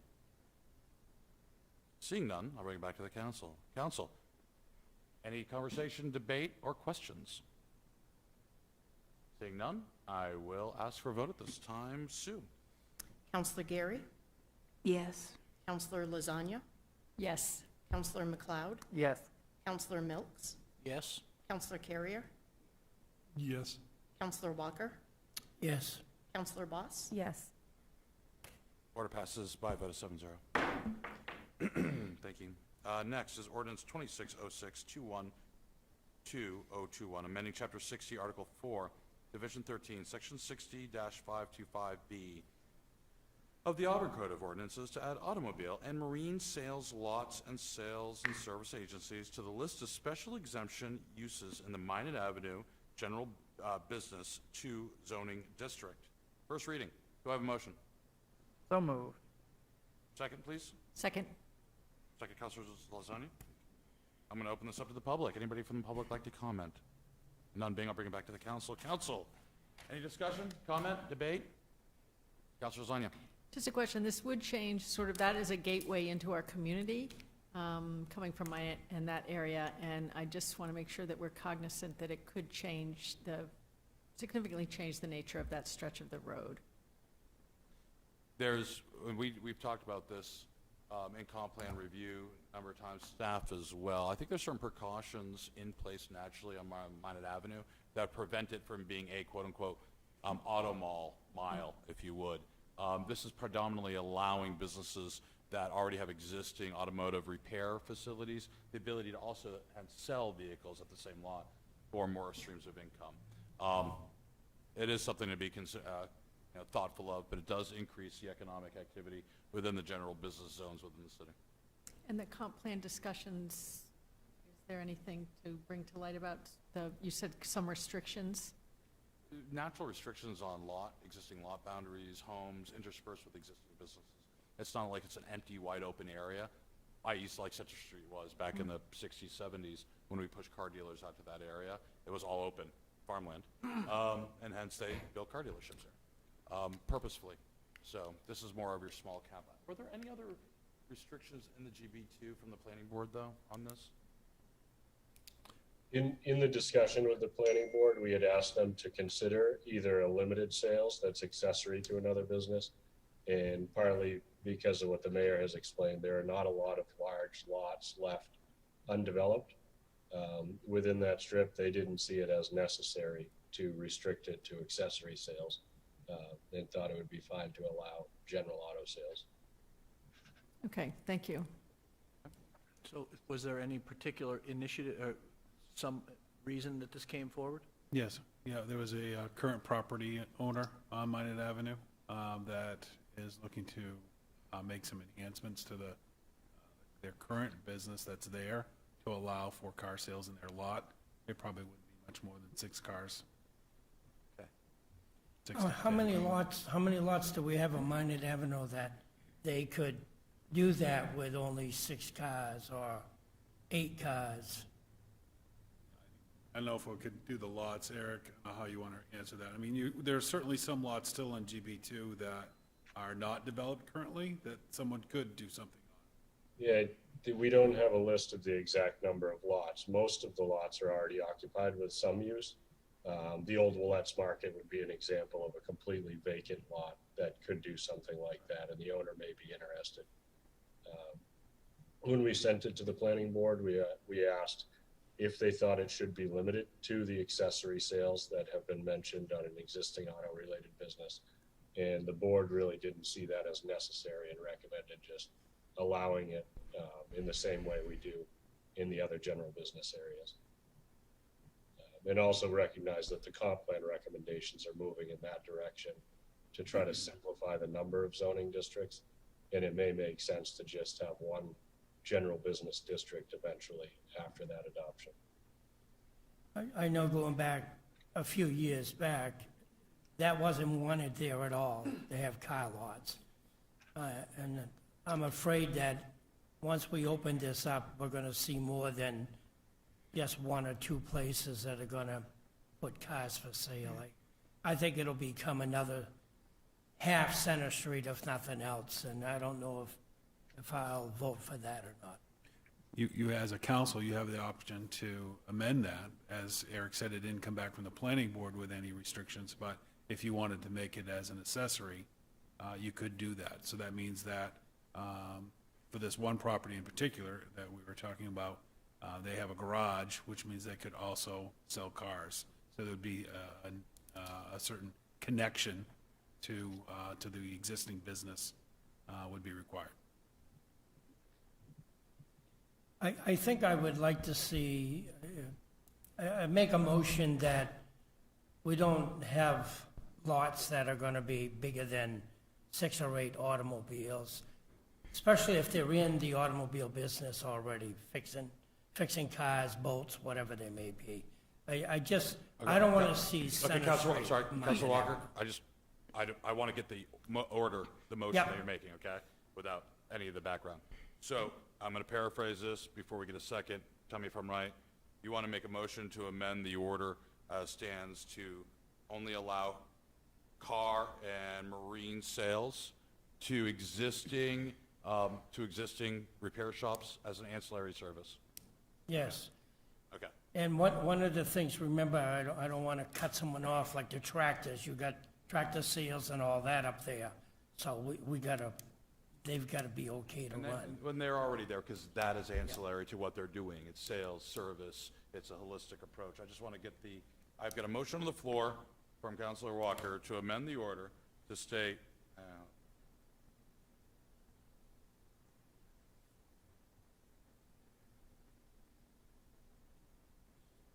I just want to get the phrasing of this. Be it ordered that the City Council amend Chapter 60, Article 4, Division 13, Section 60, 525 of the Auburn Code of Ordinances to add automobile and marine sales and services lots as an ancillary service to existing businesses and to the list of uses allowed by special exemption. Eric? Am I getting that motion correct?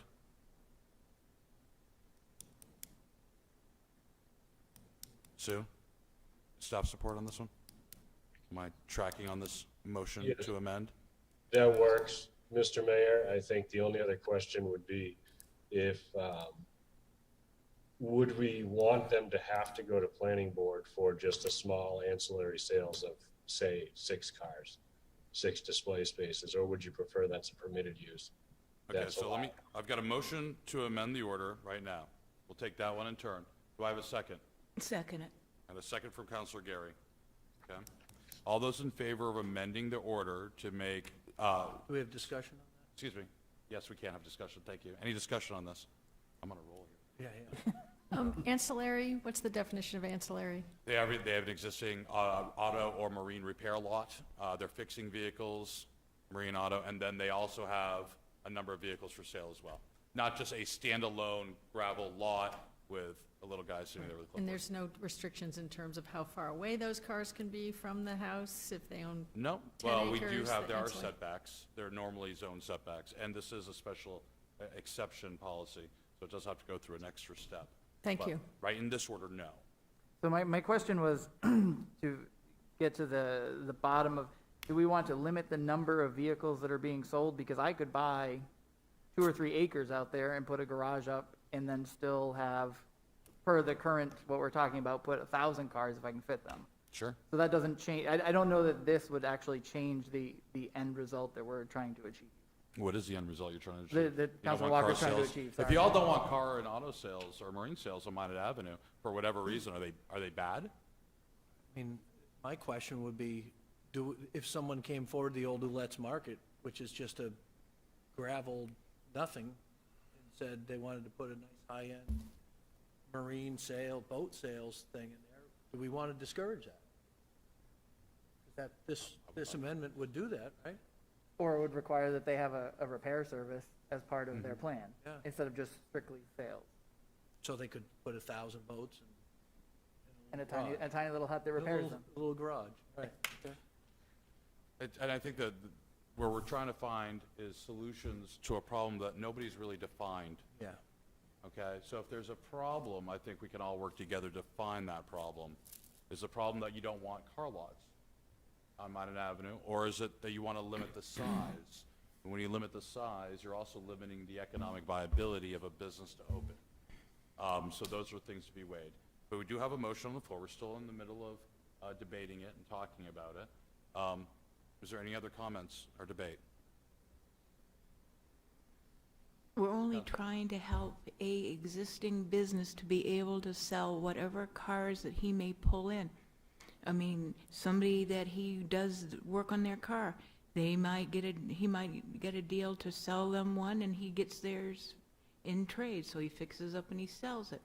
So I am okay, I'm comfortable if he or she doesn't have more than 6. No more than 6 to 8 cars on the lot in view of the road. Okay, so that's not stipulated in the amendment, or the motion to amend that we have right now. Is there any other comments?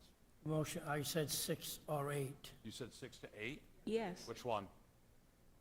8. 8 is fine. So we're just, okay, do I have a 9? Anybody give it a 9? How about a 10? I feel like I'm an 8, auctioneer. I made the motion, You 8. have an 8.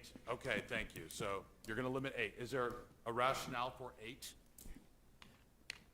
My rationale mostly is because I don't believe the public in that area wants car lots up and down Minot Avenue.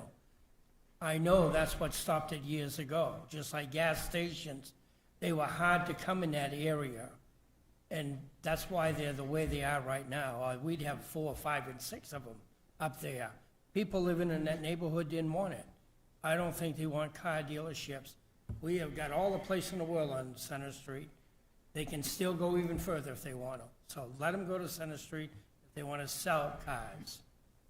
So we have a motion to amend the order to add up to 8 cars or boats, marine vehicles, if you would, to be sold as an ancillary use to the existing building. Business. Okay, is there any more debate on this motion to amend? If not, I'm going to ask for a vote. All those in favor of the amendment to the initial order, please raise your hand. 1, 2, Or opposed? The motion to amend stands by a vote of 4-3. Okay. So now we are back to the amended order per Councilor Walker's amendment. Is there any conversation on this? None? Ask for a vote. Sue? Roll call, please. Counselor Gary, Yes. Counselor Lasagna, Yes. Counselor McLeod, Yes. Counselor Milks, Yes. Counselor Carrier, Yes. Counselor Walker, Yes. Counselor Boss. Yes. Order passes 7-0.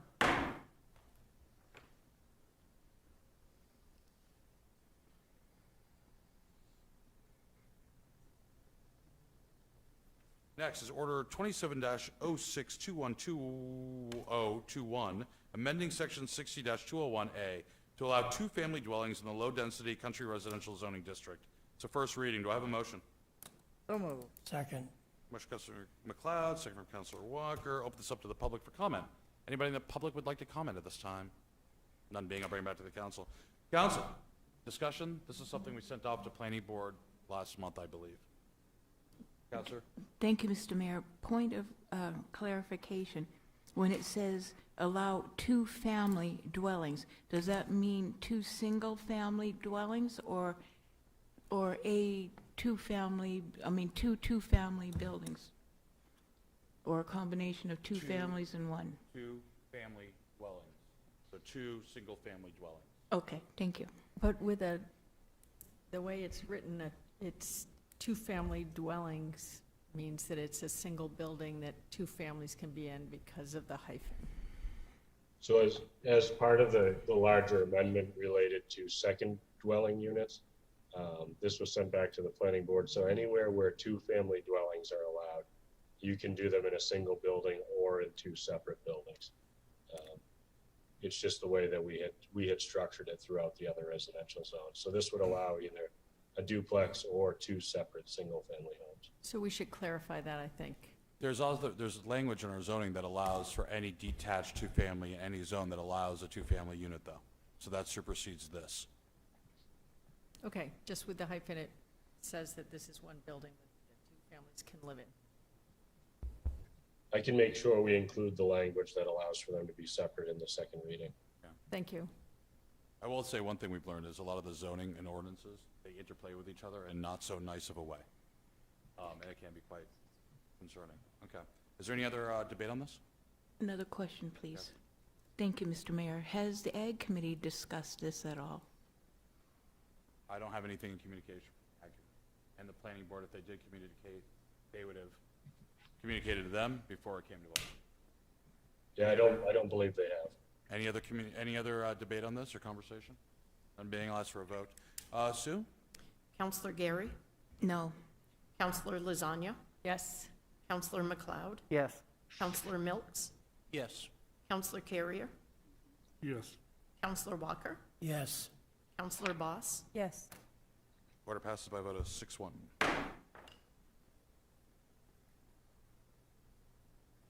Next is ordinance 28-06212021, amending Chapter 60, Article 5, Section 60-608, to remove the minimum off-street parking requirements for all land uses except residential first reading. Do I have a motion? So moved. Second. I'm Councilor McLeod on the motion, seconded by Councilor Walker. Open this up to the public for comment. Is there anybody in the public that would like to speak on this issue? None being, we'll bring it back to the council. Council, any debate? Councilor? I want to make sure, we've gotten both from the department heads have concerns about making this change as well as our public safety officers. And I think we need to make sure that we're paying attention to that.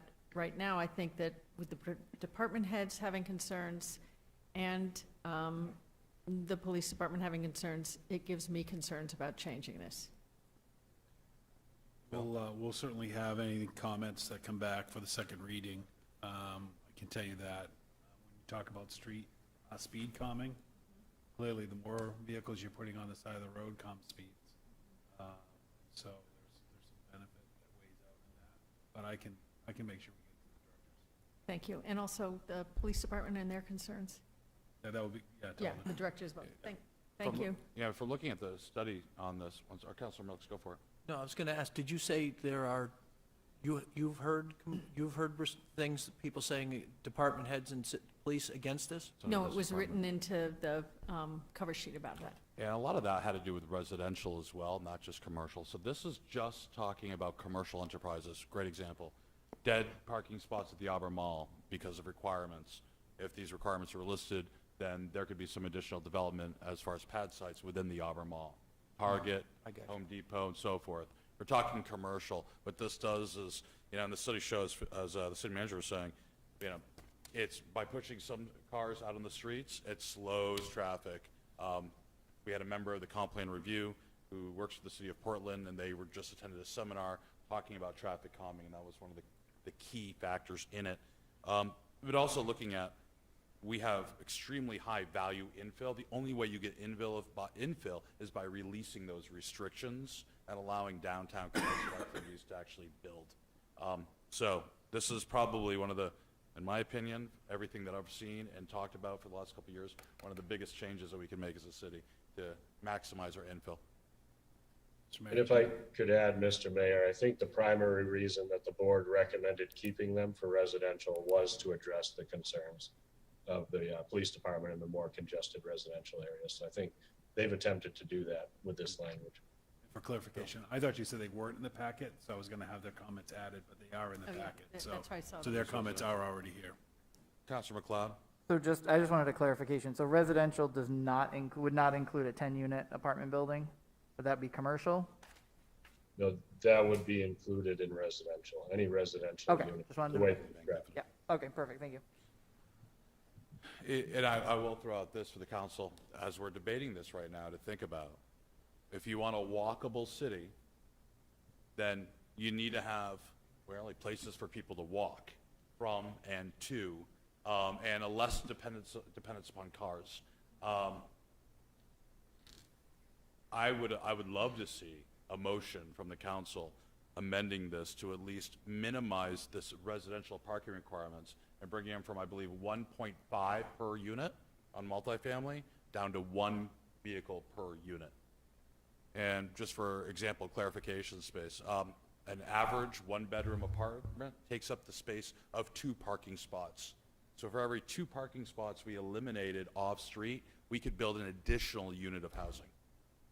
So it's pretty, that came to me from Dana Staples on the planning board as a one graphic illustration of the importance of minimizing or eliminating parking requirements.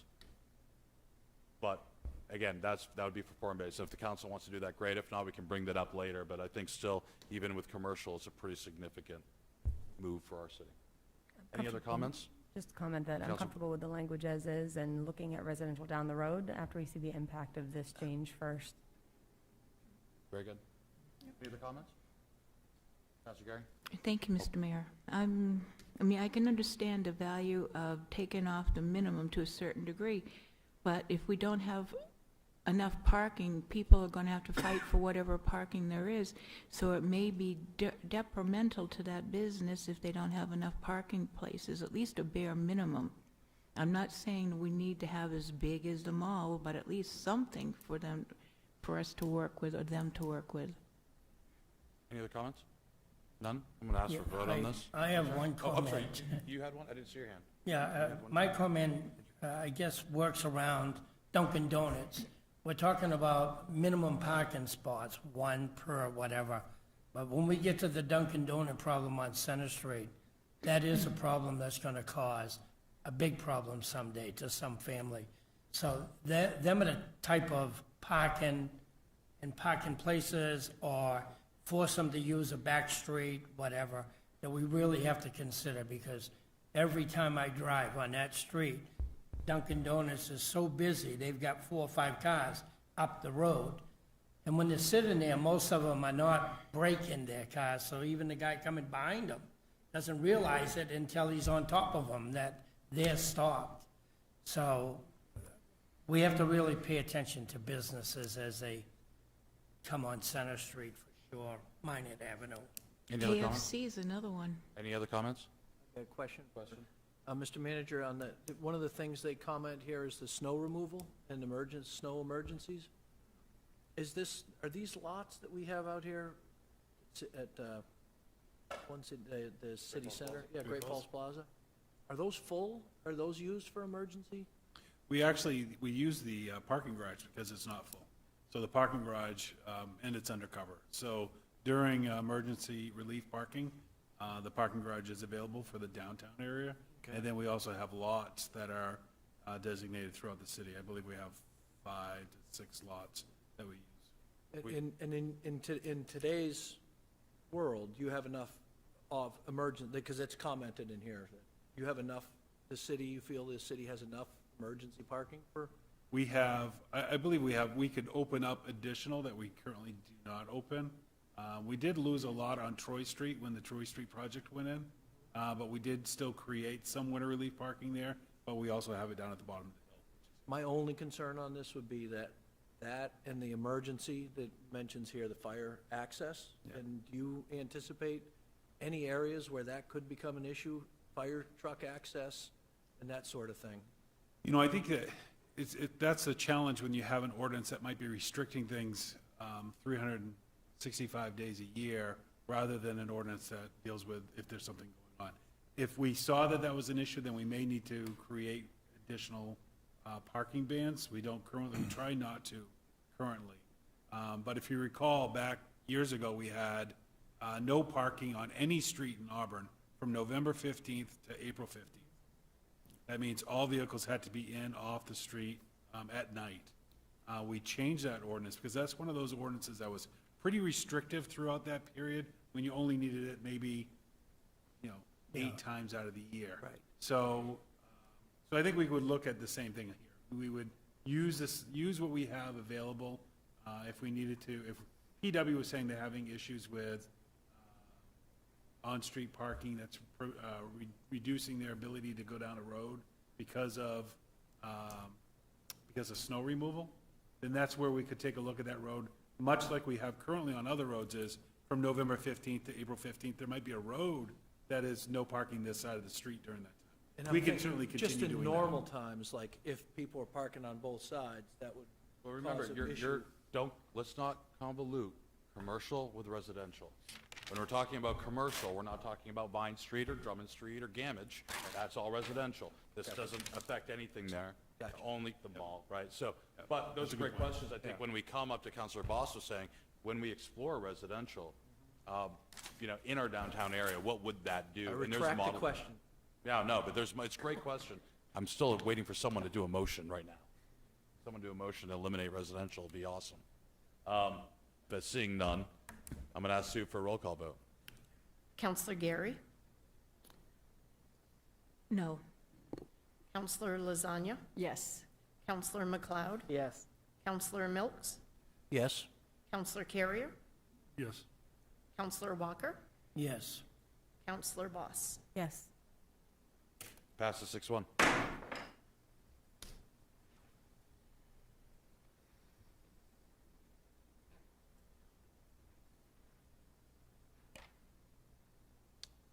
Next, ordinance 29-06-212-212-021, amending Chapter 60, Article 4, Division 14, Section 60, 554, to remove all parking requirements except residential in the form-based code zoning districts, first reading.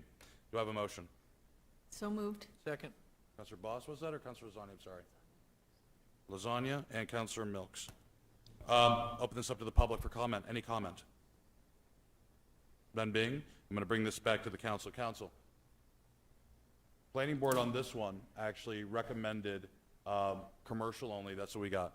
This one talks about our downtown form-based code, residential parking requirements. Back to your comment earlier, Right, Counselor this is Milks. my question. Yep. So I'll open this up to the council for any conversations. It's up on the board. You said that includes residential uses? Because in here it says except No, residential it uses. does not. Does not include residential. Accepted. Residential is accepted. But again, the commercial applications in our downtown are minimal. So, any other comments? No? I'm going to ask Sue for a roll call then. Counselor Gary, No. Counselor Lasagna, Yes. Counselor McLeod, Yes. Counselor Miltz, Yes. Counselor Carrier, Yes. Counselor Walker, Yes. Counselor Boss, Yes. Passes by a vote of 6-0. 6-1, 6-1. There you go, give you a second tap for that one. Next, ordinance 30-06212021, amending the Conservation Open Space Form-Based Code District by adding a purpose statement. This is a first reading. Do I have a motion? So moved. Second? Second. Mr. Milks. Again, I'll open this up to the public for comment. Is there anybody from the public who would like to comment? None being, I'll bring it back to the council. Council, discussion? So do we know what this purpose statement is? I mean,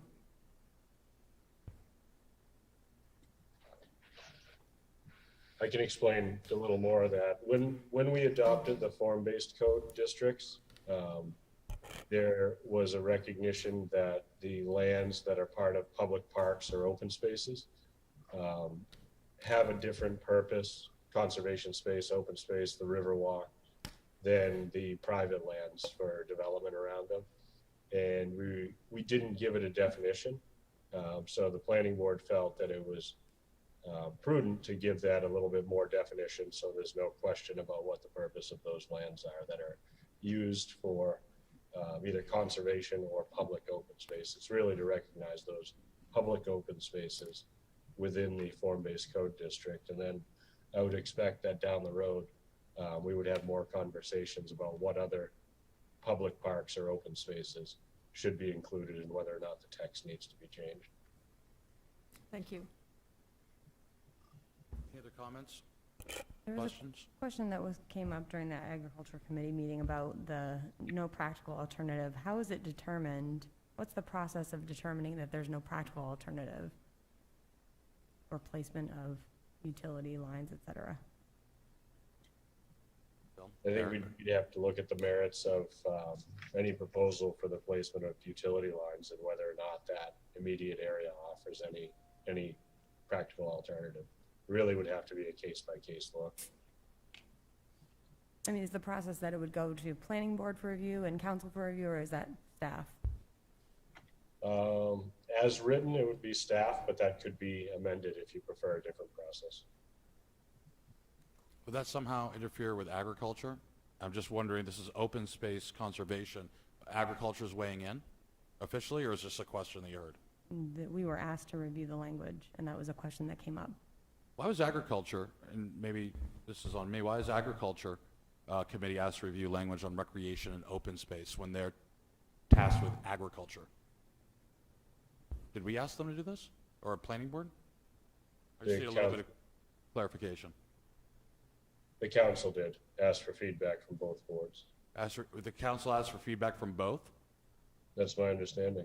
Okay, understanding. This, I think just as it's been a theme tonight, if we're going to talk about how we're delegating out roles, responsibilities, tasks to run government in an efficient manner, I think we need to be paying attention to this as a council and to be cognizant of everybody's time and focus. So I'd like to see that. I'd like to follow up with that, Mr. Manager, to see how this came about. Thank you. So may I have another question? Yes. Thank you. So just to clarify, so are we saying that the process would be that the staff would make the decision, but in consultation? And I'm not saying it has to be with ag and conservation, but with the appropriate other committees For what? to get their input. So, It's usually a council directive. If you refer to the charter, the council or the mayor gives committees directive. She's asking about once this is in place. Oh, that's what okay, so you're asking about once this is in place? So Eric, basically, the process would be that it would come before staff in consideration.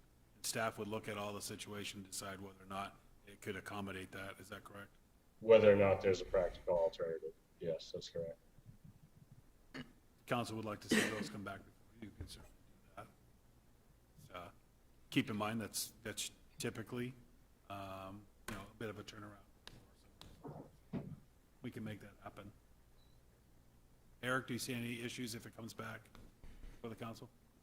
No, I think it's a lot of process for potentially some relatively simple projects, but we can manage whatever process is desired.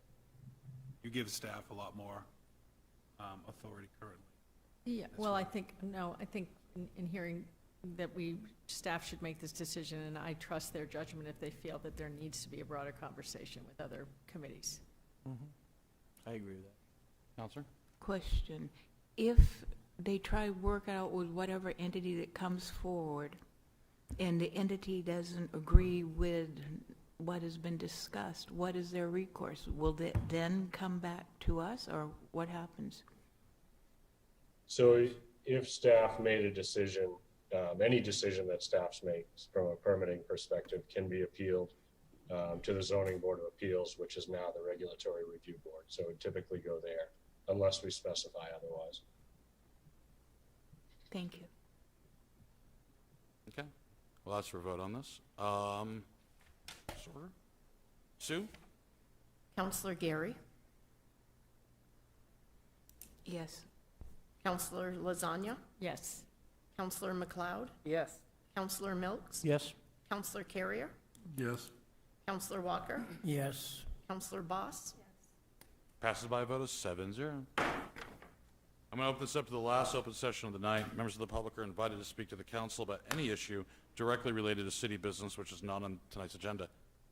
Any member of the public like to speak tonight? None? We'll bring it back. Okay, we're moving along. Reports. Mayor's report. It's the end of the... Keep going. Okay. Responding. I'm sorry, Mayor's report. As you all know, Phil sent an email out. It's the end of the legislative session. Please read the attached report on Phil's email concerning victories and non-victories, so to speak, from the Maine Municipal Association. It's been a tough session, but a lot of things, good things for Auburn at the end of the day are happening, and we're still waiting on a couple more pieces of legislation that are either going to be passed or vetoed at the State House. Namely, we're still not sure what revenue share is going to be looking like for this upcoming fiscal year. There's several competing offers there. It could be retro to January 1. It could be effective on the start of the fiscal year. It could be 4.25%. It could be 5%. It could be someplace in the middle. We have a high faith, if you would, in the fact that it will be more money than what we currently budgeted for. When those final decisions are made, Phil and obviously and Jill will update the council on what's going on. Other than that, it is obviously summer as normal. I'd like to just tell everybody in Auburn, water this time of year, even though it seems calm, is not calm. Be very, very careful around water. It's dangerous. I have seen an extremely high number of people, inexperienced people, namely folks from away, like Virginia and Washington, who don't know how to boat, that have spent extremely large amounts of money on new boats, and are not following any laws nor decorum. Be careful out there. This post-pandemic season is completely different than last year or pre-pandemic years. Teach your kids how to swim if you can. If you can't, teach them to be mindful and appreciative and respectful of the water.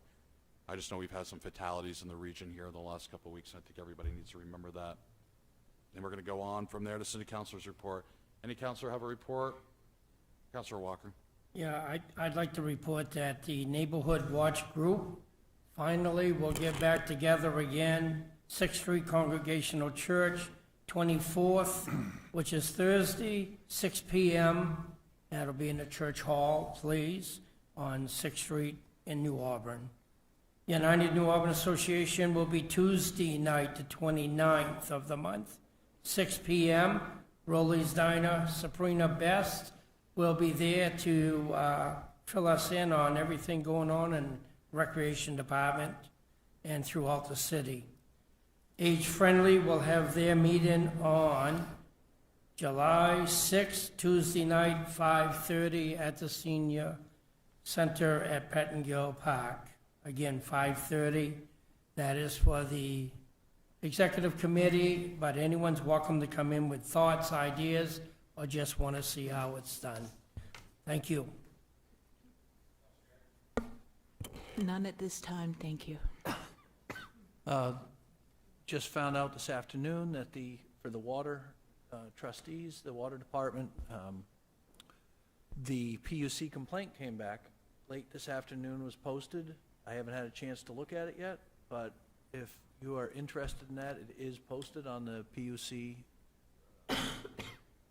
website, wherever they post it, and I'll find out the details and get a report back to council. But if you're interested in following that, it is posted. This is concerning, is a ratepayer complaint? This is a ratepayer complaint for looking for the water apportionment, the apportionment of the cost between Lewiston and Auburn for the use of the water, Lake Auburn. And it was a public utilities complaint from 10 citizens, water rate users in Auburn, that was posted. And the response from the PUC, it's been 5 or 6 months. So they finally got to it and posted a response. I haven't had a chance to look at it, but I did get on my way in that it's been posted. So, Councilor McLeod? Just that LATC, we signed the new bus contract with Western Maine Transportation for another 2 years. Councilor Zani? Thank you. The June 21st, Edward Little High School Building, oh, I'm sorry, that's today's date. Edward Little High School Building Committee met last week.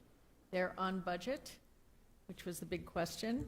The site, a site walkthrough will happen in September or October to be able to look at what is going on.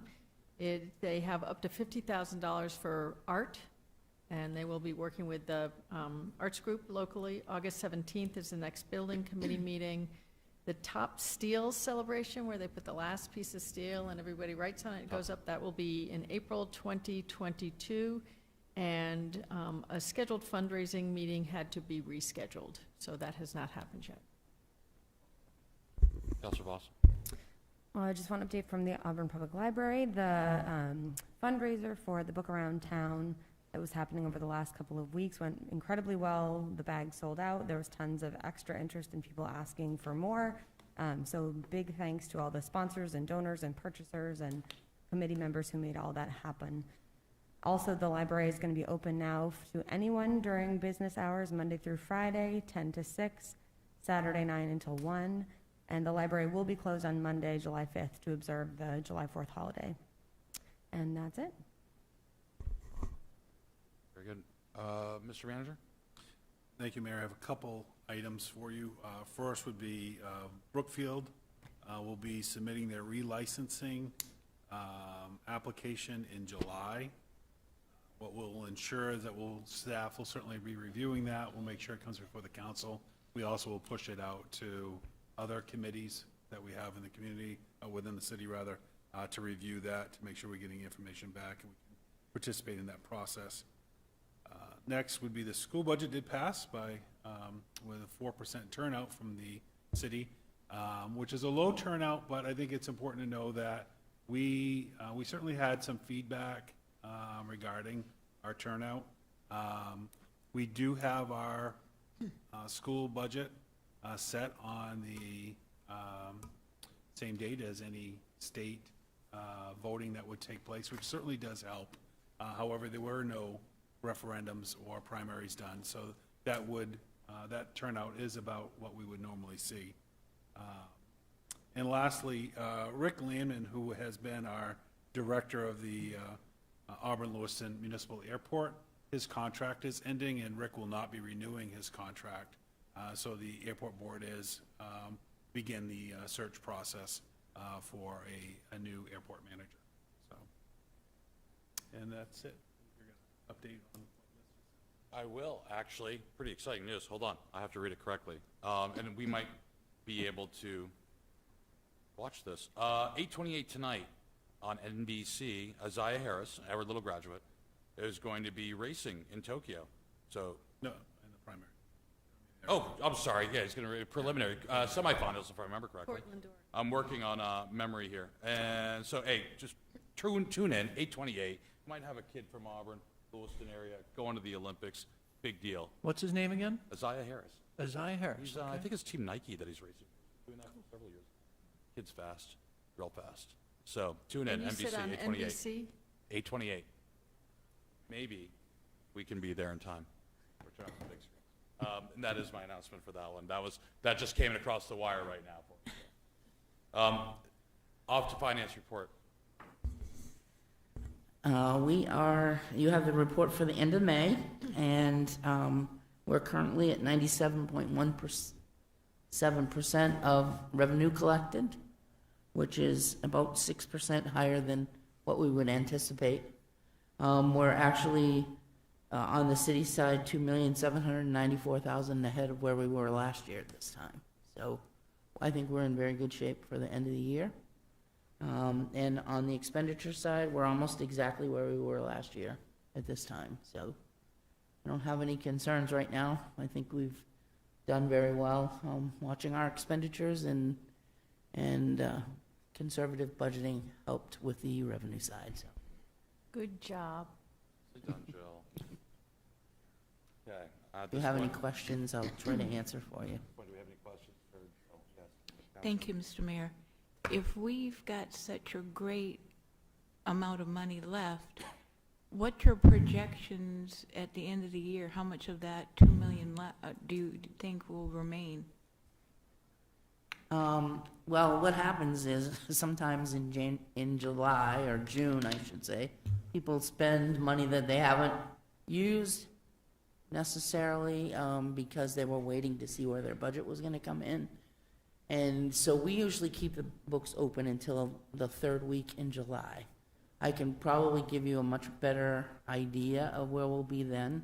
I hate to guess it now, but, and then there's some other entries that have to be made, which are really accrual type entries that we don't do all during the year, but I should be able to give you a pretty good idea in July if you wait till then.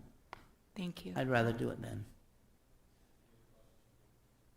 Nothing? At this point, I'm going to entertain a motion to place the May finance report on record. So moved. Second. Counselor Lasagna, second from Counselor Milks. Show of hands, all those in favor? Passes 7-0.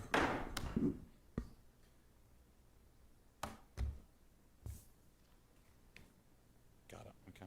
Next on the agenda, hold on, I believe we had some actionable from our last executive session that we had prior to this meeting. Do we want to get that on the agenda now? Soon? Okay, before we go into executive session. So you do not need to suspend rules to move this order, so you just have to. Okay. Give me a second here, folks.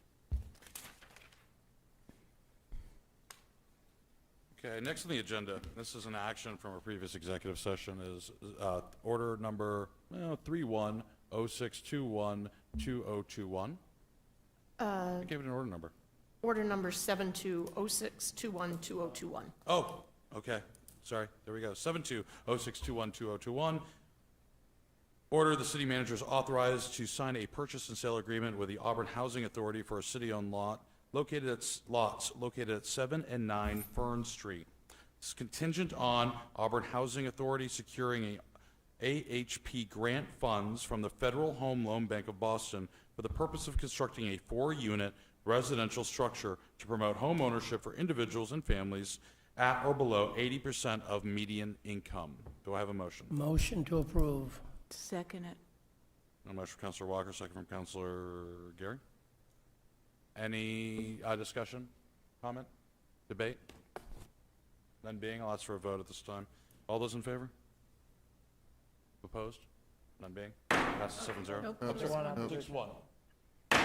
Passes 6-1. Okay, next on the agenda, we have an executive session for a poverty abatement pursuant to 36 MRSA, Section 841. Do I have a motion? So moved. Second. Councilor McLeod, second from Councilor Gary. All those in favor? Opposed? Okay. We now see an executive session. There'll be no further action after executive session. No, possible. No, excuse me, there will be possible action following this executive session.